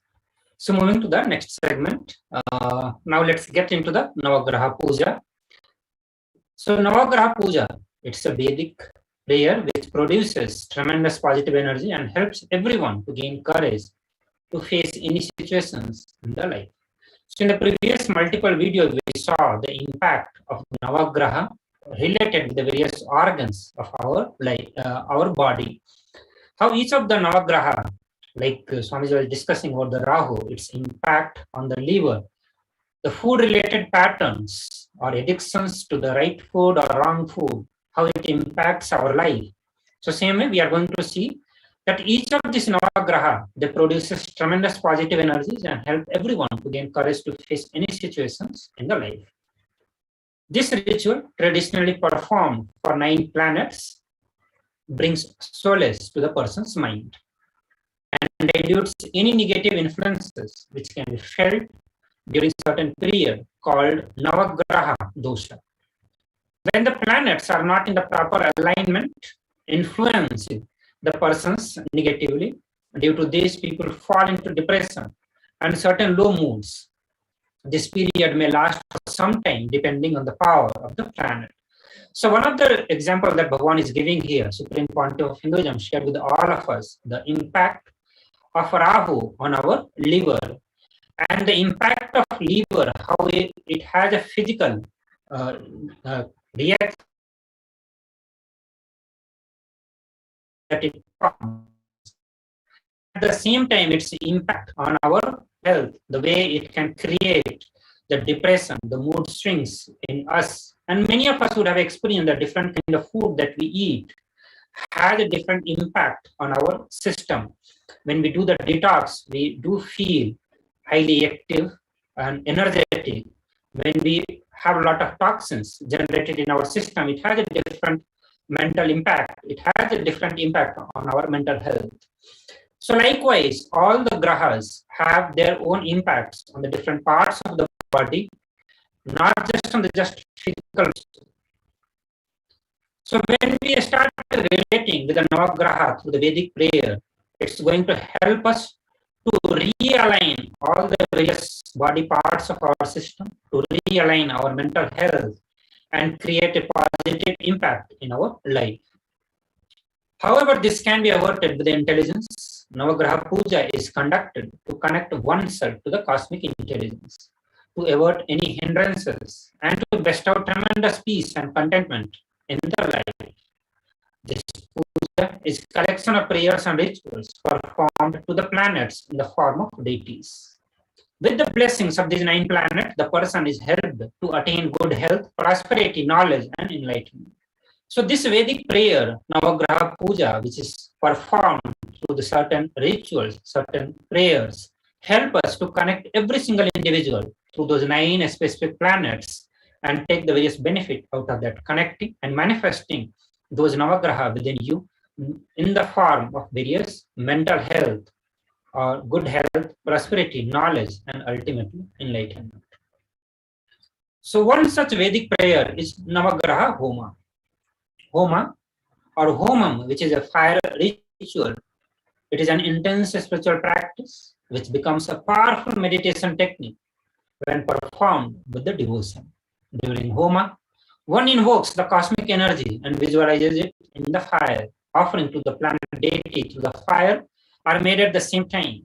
So while we pour our devotion doing this ritual, we connect, we offer our offerings, oblations to the Navagrahas through the fire.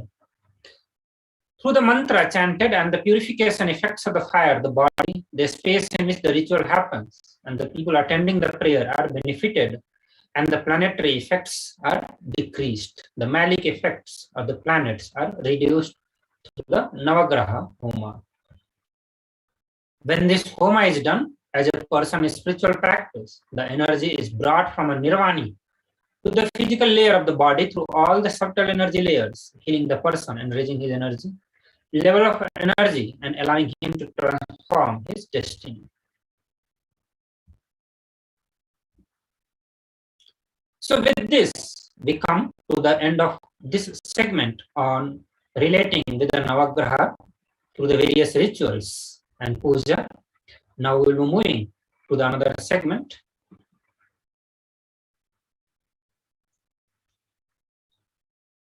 Just be alive for next 3 years. Don't die within next 3 years.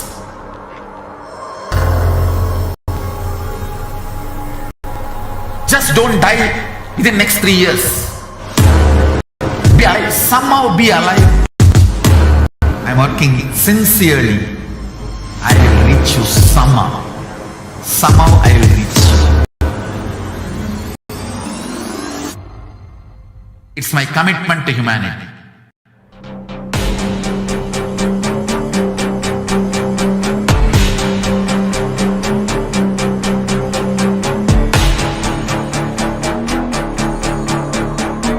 Just don't die within next 3 years. I will reach you wherever you are, whichever corner of the world you may be. I will reach you with enlightenment. You manifesting the space, state, powers, being. It is possible, and it is possible for you.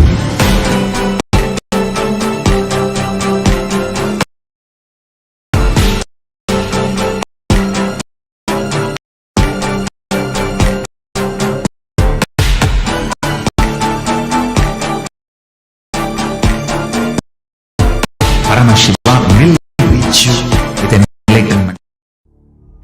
mean? Hello everyone. So now we'll move to the next segment of this session. So in this session, we are going to be learning about how to share about the Parashakti Akashic reading with every individual. Through this various session, we understood that Ben is one of the rare happening, and we all are blessed to go through. Many of us have already had experienced and saw the benefits of the Parashakti Akashic reading. Now it is our responsibility to enrich every single individual with this Parashakti Akashic reading. So in this session, we are going to be sharing some of the methods, some of the easy method on how you can enrich every single individual to come and join the Parashakti Akashic reading and benefit their life also through the grace of the Parashakti.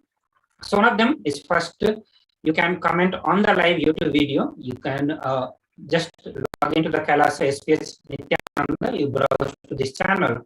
When you visit the live YouTube, you can see the comment section will be enabled there. So you can ask your questions here and directly through this live chat, Devi Parashakti will be taking your questions and will be blessing with you all the boons, right suggestions, intelligence, or whatever is needed for you to get out of those specific situations. So this is one of the easiest way for all of you to connect with the Devi Parashakti and get your question answered. So you just have to go to official YouTube channel of KAILASA HDH Nithyananda. So here in the bottom, you can see in the circle, KAILASA HDH Nithyananda. While you come here, you click on the join button, and through this, it will lead you to the membership form, where once you become the member, you will be able to post your questions into the chat group. Only the members are allowed to put their questions here. So once you subscribe to one of the membership options provided here, you'll be able to ask your questions and the Parashakti will be blessing you with the right answer. Also, you can put your questions through the Facebook page also, the live video Facebook page. You can go to the official Facebook page of Supreme Pontiff of Hinduism. You can search on your Facebook through KAILASA's SPH, JGM Nithyananda Paramashivam. So when you type this name in your search bar, you will get this Facebook page. Like the Facebook page and start following. So the first step is like and follow the official Facebook page of the Supreme Pontiff of Hinduism. So whenever the live will be there, you'll get the notifications. Once you start following and turn on the notification, you'll get the notification of live Parashakti Akashic reading. So while the live is going on, you can put your comments there. In the form of comment, you can put your questions, boon and blessings, whatever you're looking for, and directly Devi will be answering your questions through here. The same you can do on the Twitter also. You just go to the KAILASA SPH HDH Nithyananda Paramashivam official Twitter handle, and once you go to the Twitter handle, click on the following and the bell button so that you get the notifications of all the live that is happening there. So that is the first step. After searching, you follow and click on the bell button. Once you click there, you'll get the notifications of all the live that will be happening through this Twitter channel. So all the live is always relayed on the YouTube and Facebook, Twitter, and various other social media platforms. So here on the Twitter, you can see the reply button. Here you can ask your questions in the reply section with the tweet with the hashtag ask the author.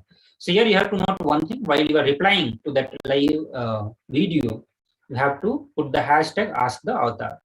So through that hashtag, you put your questions, and that questions will be taken by Devi Parashakti, and she will bless you with the right answer.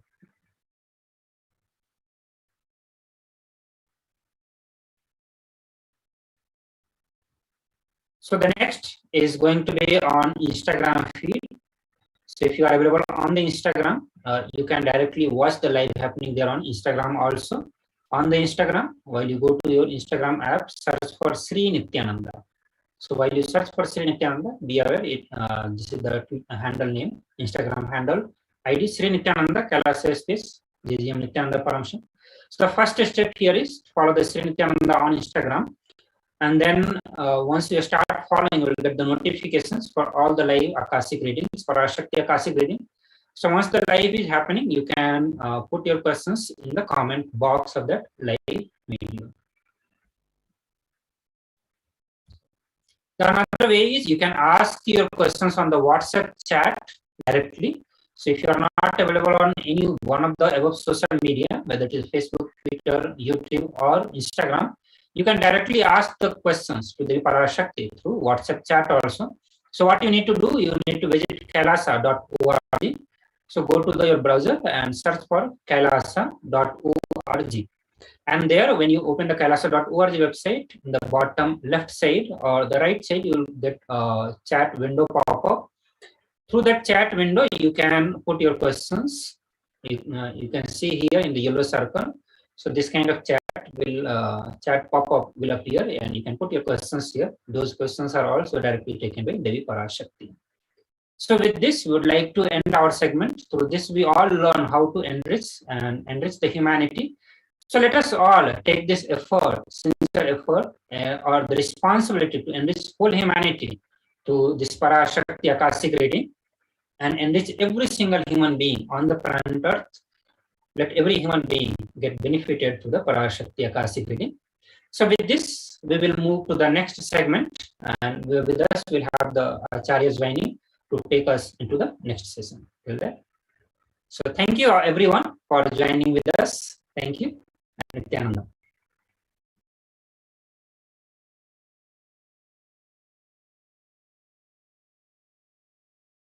Listen intensely.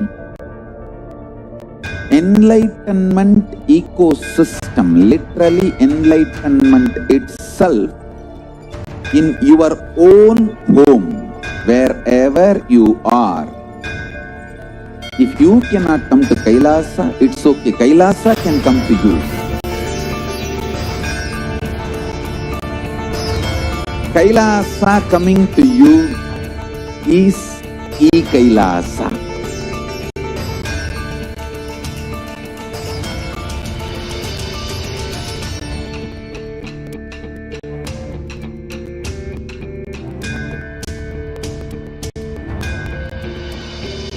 I will revive Hinduism.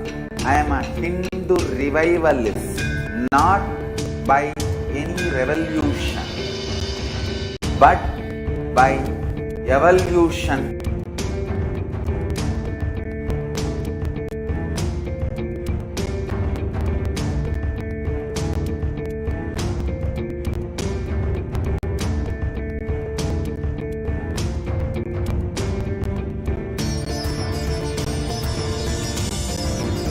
And setting model community.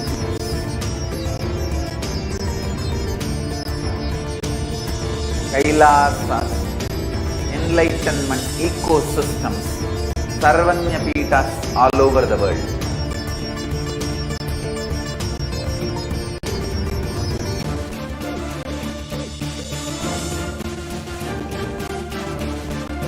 All powerful cognition, knowledge, only when you live, power manifestation and possibilities manifestation happens.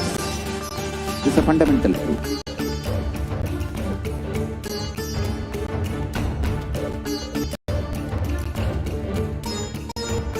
Hinduism cannot live exclusively as one sampradaya. No. All sampradayas of Hinduism is an ecosystem.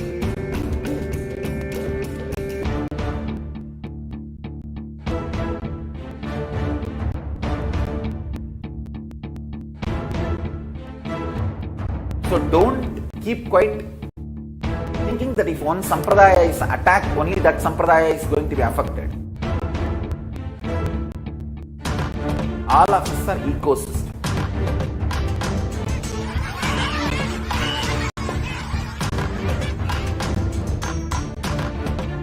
I invite all of you to get involved and enjoy Hinduism by the principle of Dharmo Rakshati Rakshitaha. When you protect Dharma, Dharma protects you. You will make the whole planet flourish spiritually. The spiritual prosperity will happen to the whole planet. We all have to coexist together.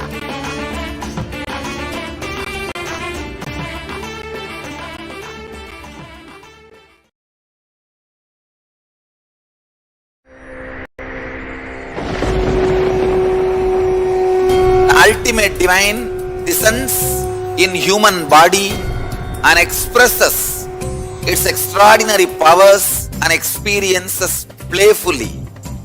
Sundareshwara is the embodiment of this statement. He is not Shiva as you understand, sitting in the Himalayas, frozen in the ice, in Samadhi. Sundareshwara is an artist with tremendous heart, ready to listen to human sufferings, ready to bend for human emotions. The one and only thing you need to obtain His grace is simple feeling connection. That's all. He bends for anybody, to any level. Even the word compassion is too small. He is still available. Even now, He is there. He assumes human body and relates with you, answers you, responds to you, raises you.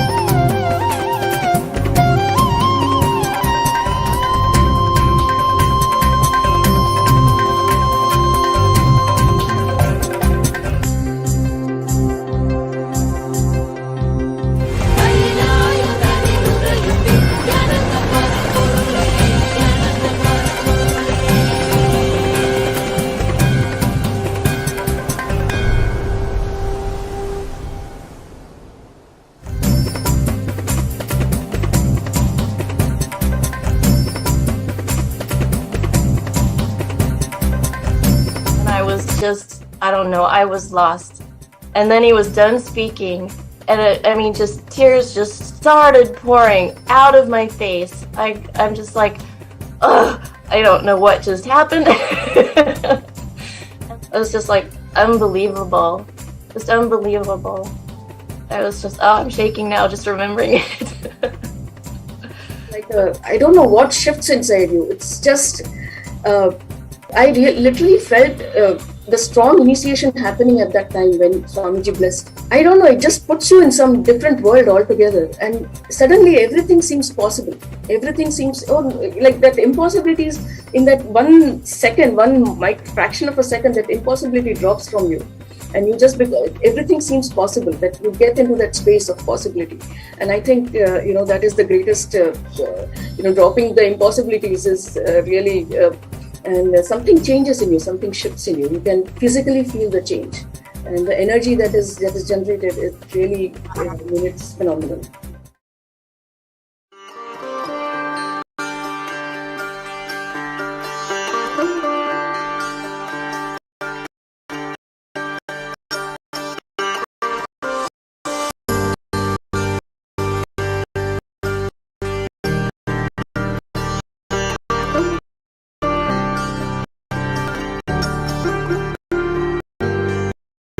KAILASA, the good God country.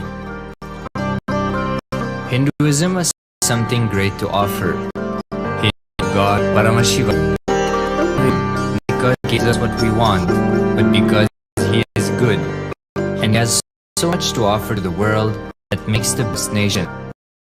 Hindu God has life positive, all-inclusive, good, spiritual, social, political, moral. I welcome you all with my love and respect. Let you all open all your three eyes. Om Nithyananda Paramashivoham.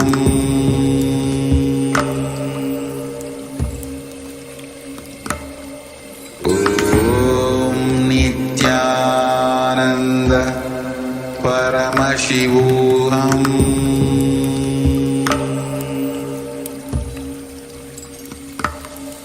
Om Nithyananda Paramashivoham. Paramashivoham.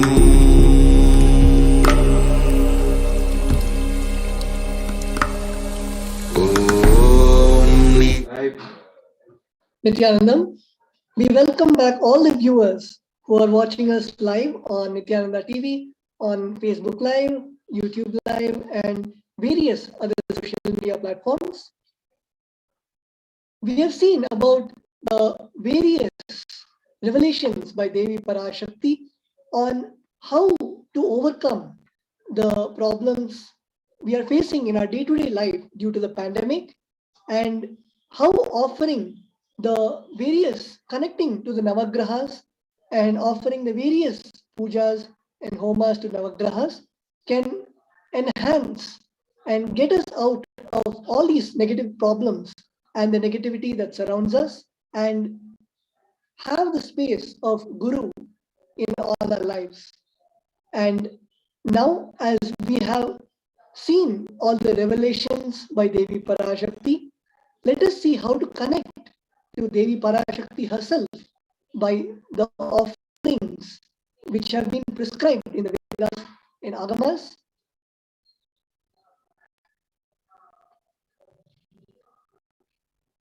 We have with us myself, Sri Nithya Tattvananda Maharaj, and also Sri Nithya Ashitoshananda Maharaj with us, who will be guiding you through this beautiful segment on the various offerings to Devi Parashakti. The significance of offering. Offering is a giving of divine gift of pure love, devotion, and oneness. And it consists of two parts. The first, which is giving, and the second, accepting. Only when the divine accepts what one offers, the offering becomes complete.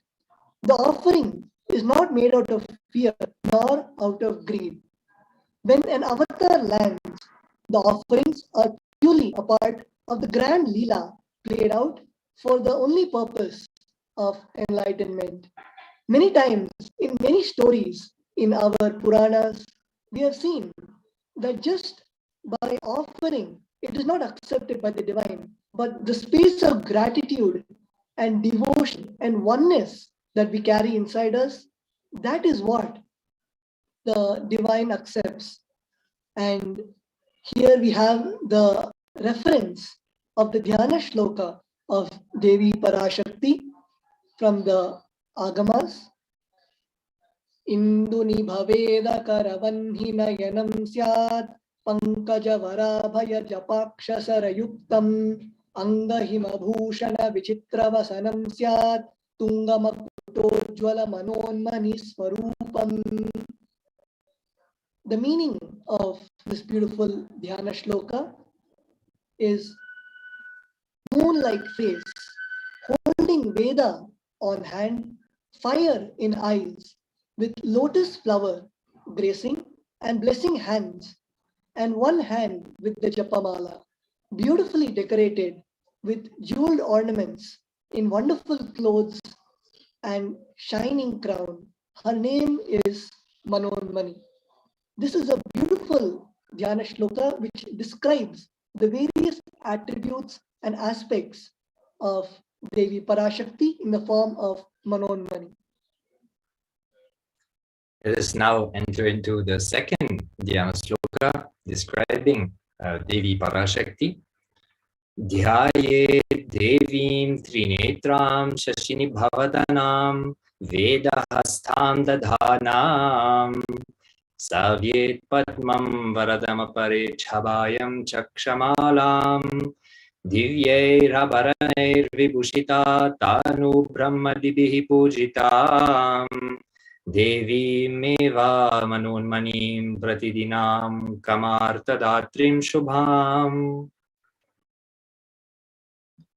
So the significance of this sloka is, I meditate on Devi with three eyes glowing like a moon and hold the Veda, lotus and gracing with the blessing and gracing hands. She is wearing beautiful ornaments.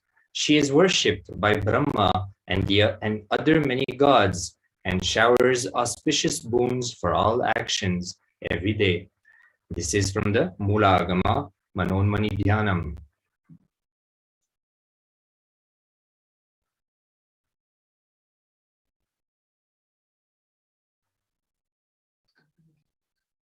We will now be seeing the significance of the divine element gold.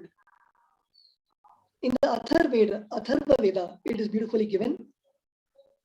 Triply born by birth is this gold from the atoms of Agni is one. It becomes dearest to Agni. One fell away from the Soma when it was hurt. One they call the seed of virtuous and powerful. Let that triple gold be your long life. Gold is a divine element. It purifies anything it touches. It is an element of spiritual significance and great spiritual power of healing and enlightenment. The vibration of gold has the power to infuse sattva energy and positive thought currents in anyone who wears and anyone who sees or operates in its vicinity. This is a beautiful verse about gold, which is mentioned in the Atharva Veda. Gold is present in all scriptures, agamas, Vedas, Shrutis, Smritis, Itihasas, and Puranas. In all Hindu scriptures, it is abundantly displayed that gold is the most auspicious and purest metal which purifies our being. In the Hindu civilization, everything was built in gold, exchange in gold, ritual fees were offered in gold bricks. When one was to be saved from life-threatening illnesses, gold was offered as a ritual fee. Gold was in abundance and used for weighing equivalent amounts of commodities, including cows. Kingdoms were built with huge doors of gold. The streets would have huge columns and huge archways made of gold. Horses, cows were dressed in gold.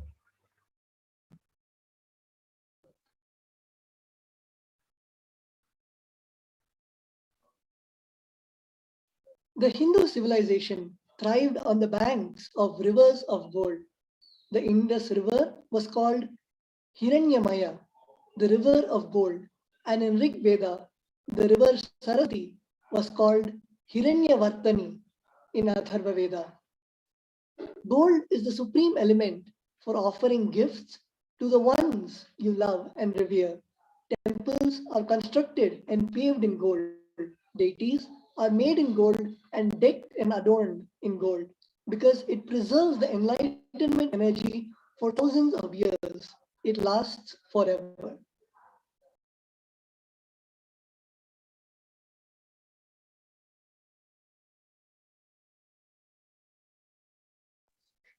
We will now be entering into the offerings to Devi Parashakti, where each one of you can select the offering of your choice and the one you are able to connect with the most.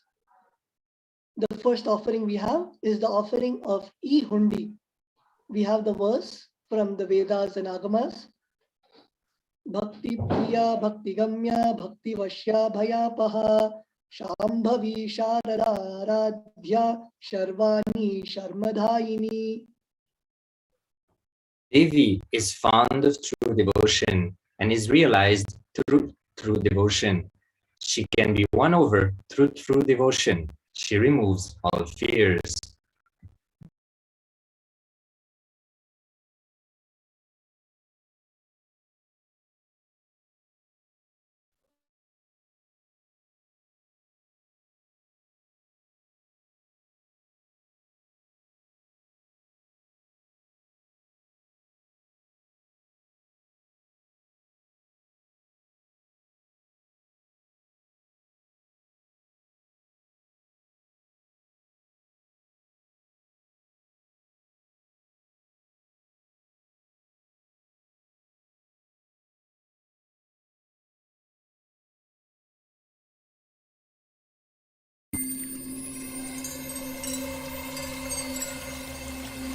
I welcome you all with my love and respect. Let you all open all your three eyes. Om Nithyananda Paramashivoham.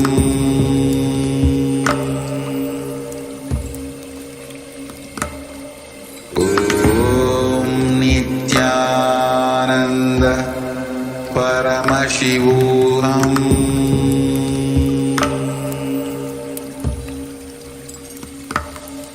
Om Nithyananda Paramashivoham.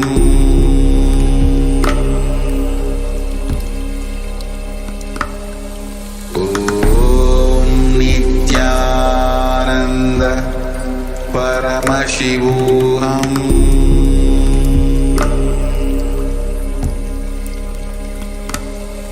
Om Nithyananda Paramashivoham.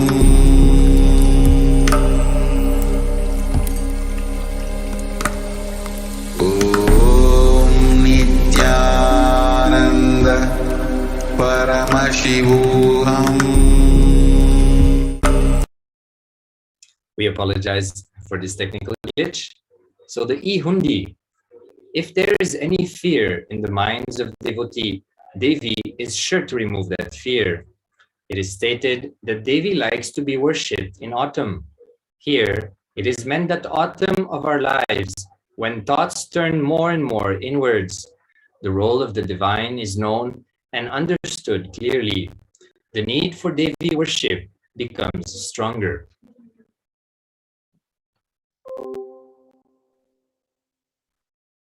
The next offering to Devi Parashakti is the Sankalpa chanting.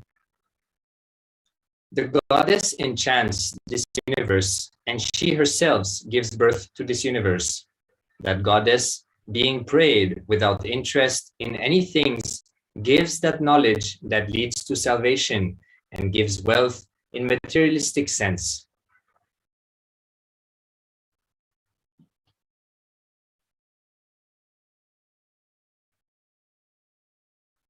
To offer these offerings, you can join tiny.cc/Devi-offerings.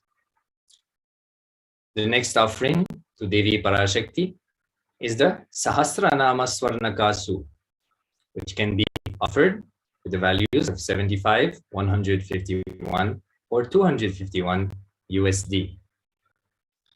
Nama Parayana Prita, she who likes the repetition of her various names, Lalita Sahasranama, the verse 731. This is the offering of 108 names of Devi Parashakti. It is a very special and unique archana offered to the Mahameru of Devi Parashakti. Offer a gold coin inscribed with each of the 1,008 names and receives the blessing to have the Ananta Kalyana Gunas, all the divine qualities of Devi Parashakti.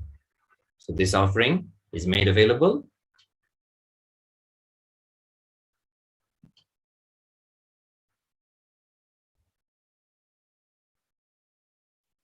The next offering to Devi Parashakti is the Mukta Anguti, the finger ring with a pearl, offered $251, $501, or $750 USD. I bow to the goddess Meenakshi, whose crown has garland of pearls and the face shining like a full moon. She wears anklets that are studded with gemstones and has a small bells, who is shining like the splendor of a lotus. She grants all the wishes, the daughter of the mountain, who is worshipped by the goddesses Vani and Rama. I remain ever bowing to the goddess Meenakshi, the ocean of compassion. So this offering is also made available, the finger ring.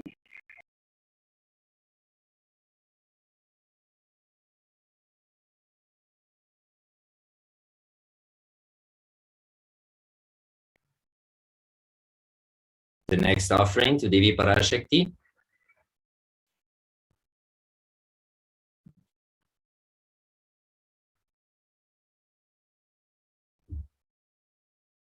is the Swarna Padma Pushpa, the golden lotus, offered at $600 USD.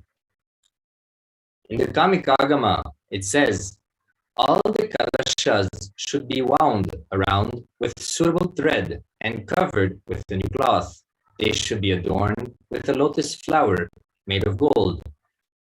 So this is the Swarna Padma Pushpa. Again, to register, you can go to tiny.cc/Devi-offerings. Moving on to the next offering.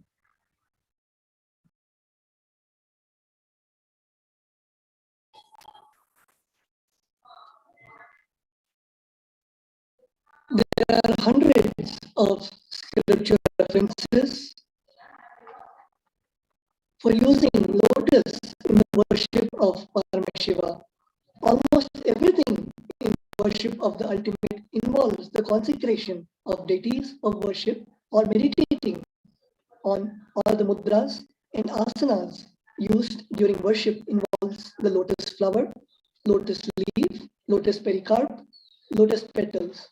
The lotus is a divine flower. Shakti of Paramashiva is also called as lotus.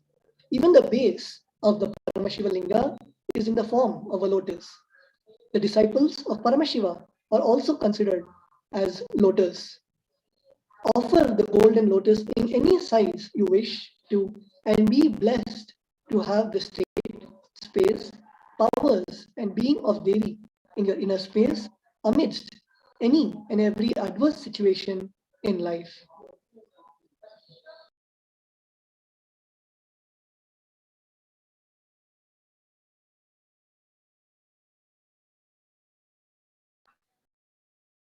The next offering to Devi Parashakti is the Swarna Meti. The verse goes as Nakhadi Diti Samchanna Namad Janatamo Guna Padadvaya Prabha Jala Parakrita Saroruha. You, whose brightness from toenails destroy the darkness of ignorance from the minds of your devotees who prostrate at your feet. You, whose brightness from your 2 feet overpowers that of the lotus flower.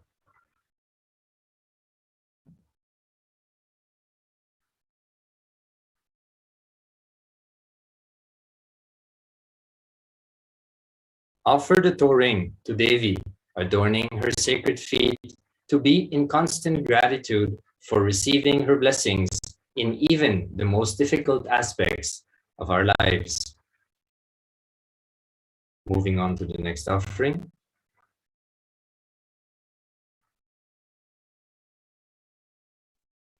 The next offering to Devi Parashakti is the Swarna Mangtika. The verse goes as Sudha Sarabhi Varshini. The meaning of the verse is, she who makes nectar flow in all our nerves from Sahasrara, she who gives the very pleasant experience of the ultimate.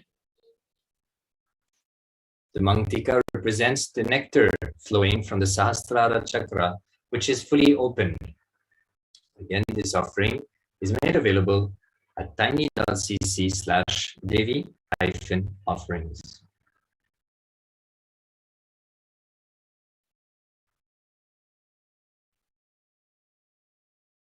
Offering the Mangtika to Devi and receive the blessings of achieving the blissful state of overflowing gratitude and the space of complete completion.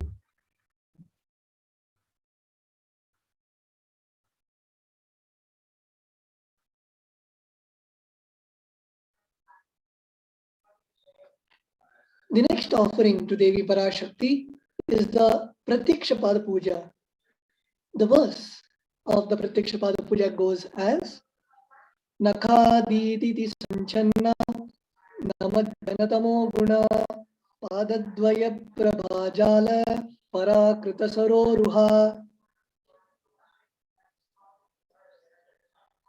The meaning of this verse goes as the illuminating splendor of Devi's toenails dispel the darkness of ignorance in the devotees prostrating at her feet. Her feet defeat lotus in beauty. In the 83rd shlokam of the Saundarya Lahari, which states that the nails have been sharpened by constantly being touched by the crowns of celestial beings who always prostrate before Devi. Tamo guna is darkness. In this stotram, tamas is indicative of ignorance in the minds of the devotees, and by constantly prostrating before Devi, their ignorance is removed and they attain knowledge. Offering the Pratikshapada Puja blesses the Yajman with all auspiciousness and blessings of the Supreme Pontiff of Hinduism, Jagat Guru Mahasanidanam, His Divine Holiness, Bhagwan Shri Nithyananda Paramashivam.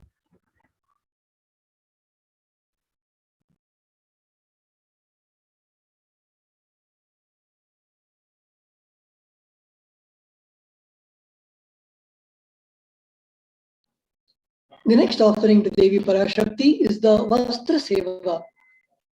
The verse which denotes the Vastra Seva goes as Nakhaditi Sanchanna Namajjanatamo Guna Padadvaya Prabhajala Pala Parakrita Saroruha.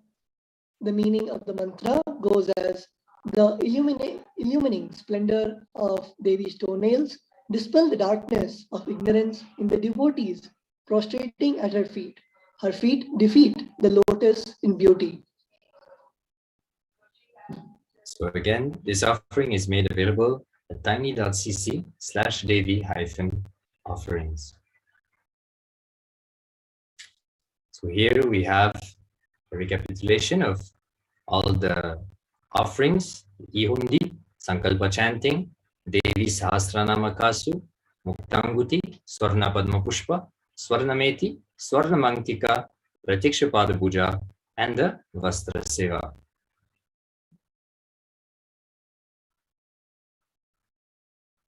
So here, take a moment.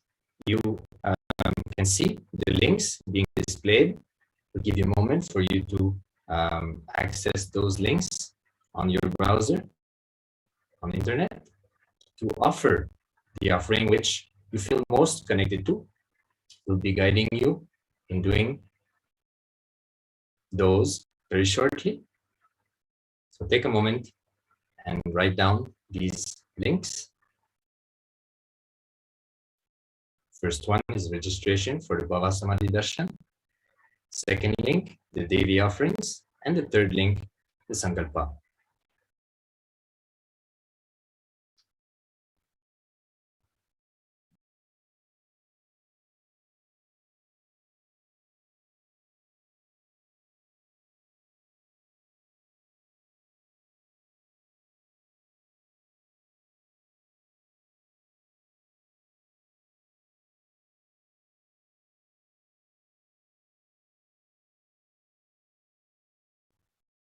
We will now briefly give you a guidance and a glimpse of how to fill in these forms.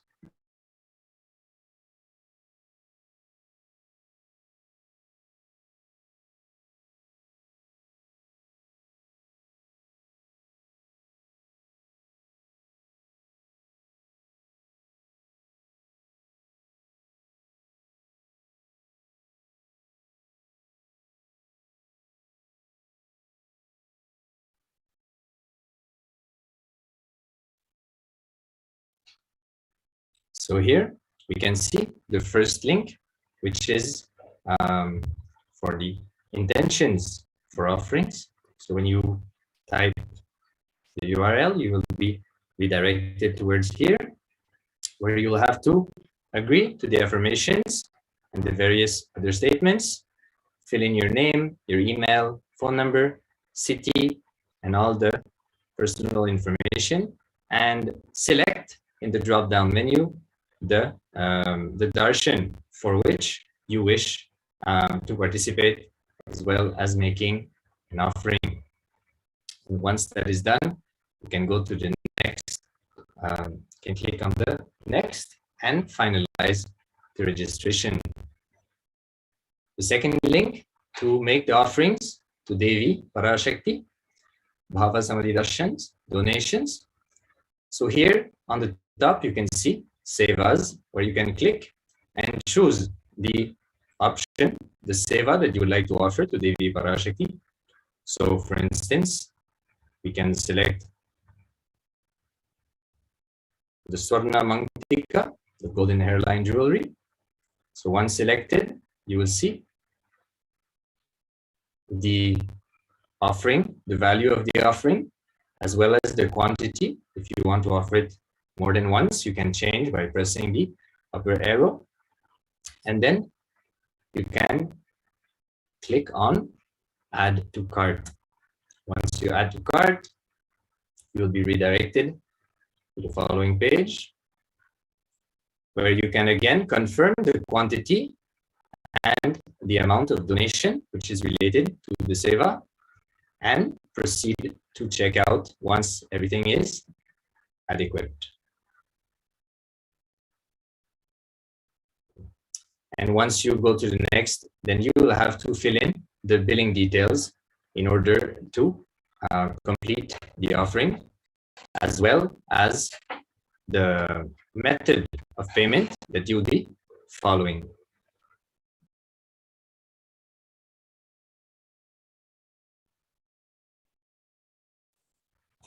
We'll be now going to the last, which is the Sankalpa. Again, clicking on the next.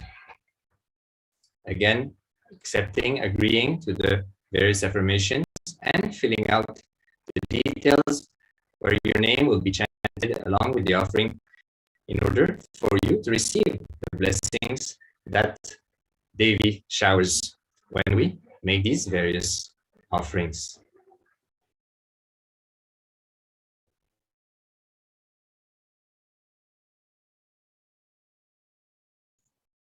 With this, we come to the end of this wonderful session. Let's all get into a space of deep gratitude to receive the Supreme Pontiff of Hinduism, Jagaguru Mahasanidhanam, His Divine Holiness, Bhagavan Nithyananda Paramashivam. We'll be ending this session with the Purna Mantra. Om Purnamada Purnamidam Purnat Purnamudachyate Purnasya Purnamadaya Purnameva Vashishyate. Om Shanti Shanti Shanti. Hari Om Tat Sat. Sarvam Bhagavat Shri Nithyananda Paramashiva Padukarpanamastu. Om Nithyanandam. Just be alive for next 3 years. Don't die within next 3 years.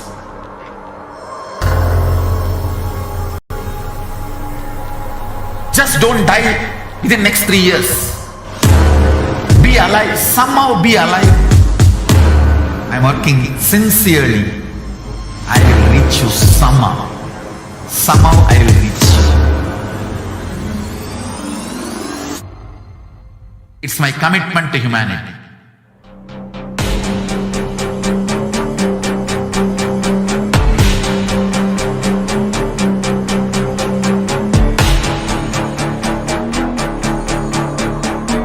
Just don't die within next 3 years. I will reach you wherever you are, whichever corner of the world you may be. I will reach you with enlightenment. You manifesting the space, state, powers, being Paramashivoham. It is possible, and it is possible for you.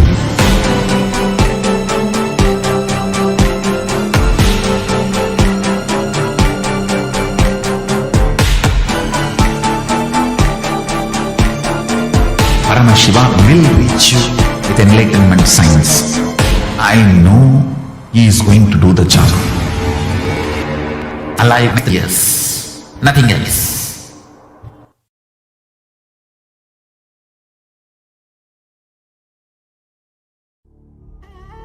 What I mean by the word KAILASA,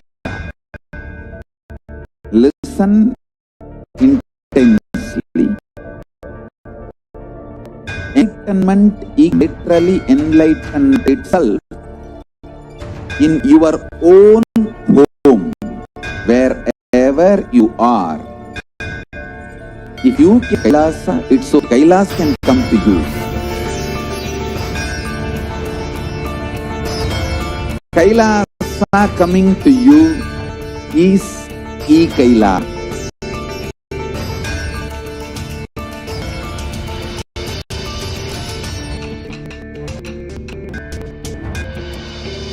I will revive Hinduism. I am a Hindu revivalist, not by any revolution, but by evolution.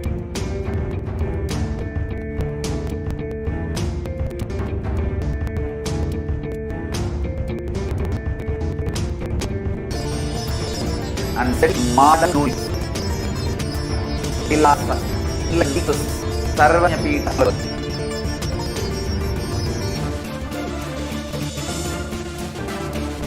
All power, cognition, knowledge, only when determination and possibility manifestation happens. This is true. Hinduism exclusively Sampradaya. No. All Sampradayas of Hinduism is an ecosystem.